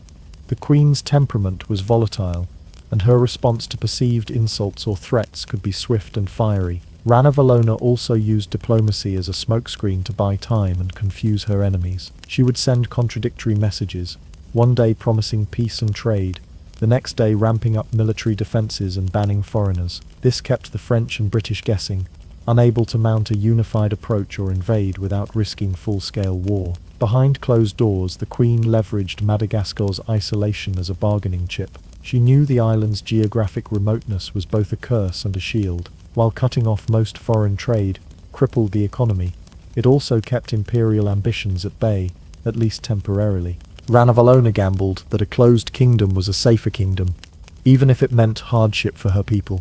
Her savvy wasn't lost on foreign observers. Missionaries and traders frequently wrote home about the Queen's unbreakable will and uncanny political instinct. Unlike rulers who might bend under pressure, Ranavalona turned every negotiation into a test of wills, and she rarely lost. Still, her approach came at a cost. Madagascar's isolation under her rule meant falling behind in technology and military advancements, leaving the kingdom vulnerable in the long run. But Ranavalona's priority was clear: hold on to sovereignty at all costs, even if it meant living dangerously close to collapse. Interestingly, she wasn't completely closed off to all foreign contact. Select individuals who earned her trust, or who offered clear benefits to her rule, could stay and even thrive in her court. But these were exceptions, carefully controlled and closely watched. In the end, Ranavalona's diplomatic legacy is one of fierce independence wrapped in paranoia and punctuated by fiery confrontations. She was no puppet to colonial powers, but a ruler who danced dangerously on the edge of empire's ambitions, daring anyone to try and tame the Queen of Madagascar. So if you think international politics is a game of polite handshakes and mutual respect, just remember Ranavalona's reign, where diplomacy was deadly, negotiations were battles, and one queen's volcanic temperament reshaped her nation's fate. If you thought Queen Ranavalona's reign was all about palace intrigue, poison trials, and international standoffs, think again. For the average Malagasy citizen, life under her rule was a relentless grind, equal parts survival, fear, and sheer stubborn adaptability. The social structure in 19th century Madagascar was rigid, with nobles, commoners, and slaves occupying distinct roles, each with their own burdens and expectations. Under Ranavalona's iron fist, this hierarchy only tightened, with increased demands on the common folk who held the kingdom's foundation: farmers, labourers, and small traders. Taxes and tributes, the hidden chains.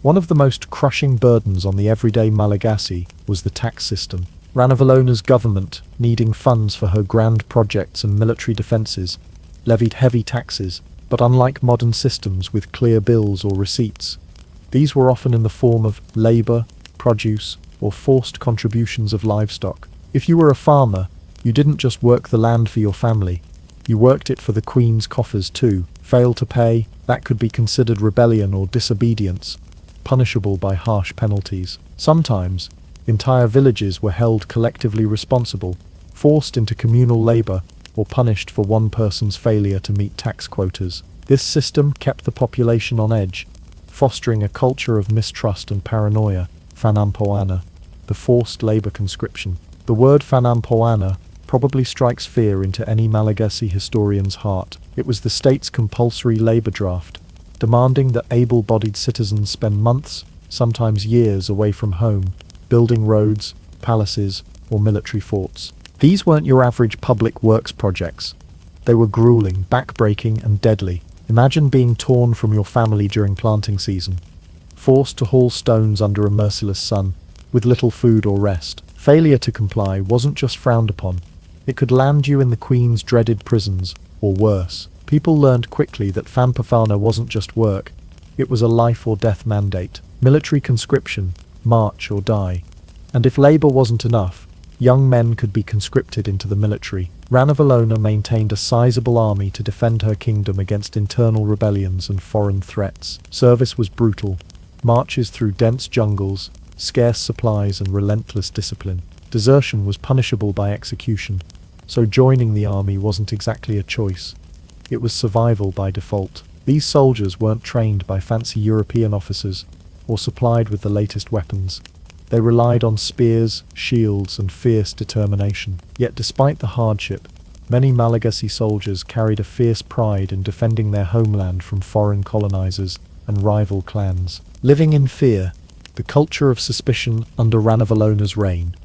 Fear wasn't just an abstract concept. It was woven into the very fabric of daily life. Spies and informants lurked everywhere. Neighbors reported on neighbors, even family members learnt to watch their tongues. This culture of suspicion meant that public gatherings were tense. People carefully chose their words, knowing that a stray comment could be twisted into treasonous gossip. Trust was scarce, and self-preservation instincts kicked into overdrive. Punishments for dissent or disobedience were harsh and public, meant to serve as warnings. Public executions, floggings, or forced labor were tools of control, reminders that survival depended on obedience. Survival tactics: adapt or disappear. So how did ordinary Malagasy people survive such oppressive conditions? Adaptability was key. Many turned to subtle forms of resistance, working just hard enough to avoid punishment, quietly preserving their own traditions in secret, or using cunning to navigate the Queen's brutal edicts. Communities often banded together, sharing scarce resources and protecting each other from the worst abuses of the system. Oral storytelling, music, and dance, often performed in hushed, private settings, became vital outlets for hope and resistance, passing down memories and morals to younger generations. Women, especially, became masters of the art of survival. Beyond their traditional roles, they managed household economies with extreme thrift, concocted herbal remedies when official medicine was inaccessible, and raised children in a world where innocence was a fragile luxury. The psychological toll living under such constant threat took a psychological toll. Anxiety and trauma were widespread, yet rarely spoken of, because who would listen? Coping mechanisms included prayer, sometimes secret, since Christianity was banned, superstition, and community solidarity. Despite the oppressive atmosphere, the Malagasy people retained a fierce cultural identity. They wore their traditional dress, spoke their language proudly, and clung to their rituals. This cultural resilience was itself an act of defiance against the Queen's sometimes brutal attempts to reshape society. No room for mistakes. In this world, mistakes could be deadly. A missed tax payment, a slip of the tongue, or an unexpected absence could mean disappearance, imprisonment, or worse. Families learned to keep secrets, cover for one another, and avoid drawing attention. To be Malagasy during Ranavalona's reign was to live with an unspoken mantra: survive first, question never, obey always. The alternative was too dangerous to consider. A complex legacy. It's tempting to paint the people under Ranavalona as helpless victims, but that would be an injustice. Their resilience, adaptability, and quiet resistance kept Malagasy culture alive through a dark and violent era. They were not just subjects of a cruel queen, they were survivors shaping their own destiny. Even when the odds were stacked against them, life under Queen Ranavalona was no picnic, but through sheer grit and ingenuity, the Malagasy endured. They worked the land, obeyed the edicts, and navigated a world where the shadows held as much power as the throne itself. In Ranavalona's Madagascar, every day was a test, and the average citizen was a silent warrior. When you picture the royal court of Queen Ranavalona, forget the elegant banquets and polite bowing you might imagine in other kingdoms. Madagascar's palace was a pressure cooker of manipulation, paranoia, and power plays, where alliances were as fragile as the fine silk robes and betrayals could come wrapped in the sweetest words, or a poisoned chalice. Ranavalona's inner circle wasn't just about advisors and nobles offering counsel. It was a battlefield of ambition, fear, and survival, where everyone jockeyed for position under the watchful, often suspicious gaze of the Queen herself. Court politics, more Machiavelli than majesty. The Queen's court was a complex web of intrigue. Nobles were constantly scheming to advance their families, secure favors, or eliminate rivals. Promises were currency, but loyalty was scarce, and often bought with fear, threats, or sometimes outright murder. Unlike Western monarchies where hereditary succession was relatively straightforward, Madagascar's royalty functioned with a mix of tradition and ruthless realpolitik. A misstep in court could mean exile, torture, or a quick death.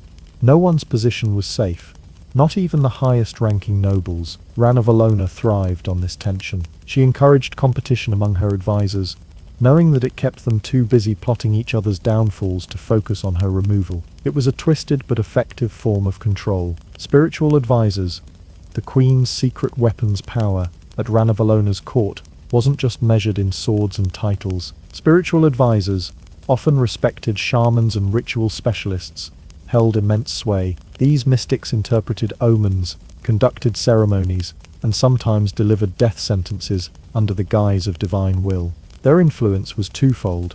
On the one hand, they reinforced the queen's authority by linking her rule to spiritual approval. On the other, they served as unofficial spies, reporting back on nobles who might harbor treasonous thoughts or hidden Christian sympathies. These advisors were masters of fear. Their rituals could be as elaborate as they were terrifying, involving animal sacrifices, trance states, and cryptic prophecies that kept the court guessing and on edge. The ambitious lover, Ranavalona. Perhaps the most fascinating figure in Ranavalona's court wasn't a foreign envoy or a powerful general, but a man named Ranavalona, who entered her life as an ambitious and cunning noble with eyes on the throne. Ranavalona was no ordinary courtier. A skilled politician and strategist, he married Queen Ranavalona's daughter, and later married the queen herself after Ranavalona's death, effectively becoming Madagascar's prime minister and wielding immense power for decades. But during Ranavalona's reign, he was already maneuvering his way through court politics with a mix of charm, intellect, and ruthless pragmatism. His relationship with the queen was complicated, a mix of genuine influence and political necessity. While Ranavalona's paranoia kept most courtiers at arm's length, Ranavalona found a way to be indispensable, navigating the dangerous court like a seasoned chess player, always thinking several moves ahead. Some historians suggest that Ranavaloni's rise was one of the few stabilizing factors after Ranavalona's death, but during her reign, his presence added another layer of intrigue and shifting power balances, romance, or political chess. Love and politics were dangerously intertwined in the palace. Ranavalona herself was reportedly wary of romantic attachments, believing emotional ties could be exploited by enemies. Yet the court was rife with whispered romances, secret affairs, and marriages that were as much about alliances as affection. Every relationship had potential consequences. A favored lover could become a kingmaker, or a target for elimination. Courtiers were careful with their hearts and even more cautious with their tongues. The queen's own romantic life was shrouded in mystery, but what's clear is that she used marriage and personal relationships as tools of statecraft. Marriages were strategic, binding powerful families to the throne, or neutralizing potential threats. Toxic atmosphere, gossip, backstabbing, and fear. The court's toxic atmosphere wasn't just about grand political maneuvers. It seeped into daily life. Gossip was a weapon as sharp as any dagger. Informants lurked in the shadows, ready to report any hint of dissent or treason. One wrong word could lead to public disgrace, confiscation of lands, or sudden disappearance. Court life was a constant performance of loyalty, where smiles hid sharpened knives and laughter masked deadly rivalries. This constant tension forced courtiers to develop survival skills worthy of spies, mastering deception, reading hidden meanings, and carefully weighing every word before speaking. The queen's ability to instill this culture of fear was a key part of how she maintained control for over 3 decades. A court that reflects the kingdom. The drama and desperation of Ranavalona's court reflected the wider kingdom, a place of harsh laws, brutal punishments, and an unyielding demand for obedience. But it was also a place where ambition thrived, where cunning could propel a noble from obscurity to power, or doom them to oblivion. The court was where the fate of Madagascar was debated, decided, and sometimes undone. It was a microcosm of the queen's reign itself, brutal, unpredictable, and full of hidden dangers. Living in Ranavalona's court wasn't for the faint of heart. It was a place where your life could be won or lost with a whispered accusation, a mysterious illness, or the queen's sudden suspicion. For those who survived, it was a world of dizzying power and peril, where the line between friend and foe was razor thin, and every day was a high-stakes gamble. After 33 years of a reign that resembled a relentless storm of fear, power plays, and merciless rule, Queen Ranavalona of Madagascar finally met her end, not by assassination, poison, or revolt, but by natural causes in 1861. It was an almost shocking conclusion for a queen whose name was synonymous with ruthlessness, and whose reign had become a defining era in Malagasy history. Her death closed a chapter drenched in blood, mystery and terror, but opened a new page for Madagascar, a country that would gradually shift from isolation and internal brutality to cautious engagement with the wider world. Despite all the plots, purges, and poison trials, Ranavalona's final days were relatively uneventful. The queen, often depicted as a merciless tyrant with a heart as cold as the tropical nights, aged into frailty. She wasn't overthrown or assassinated as many might have predicted, but passed away peacefully at the age of 70. This natural death was perhaps the only quiet event in a reign marked by chaos. Yet, even in her last moments, Ranavalona's court was a hive of anxious nobles and distant heirs preparing for the inevitable transfer of power,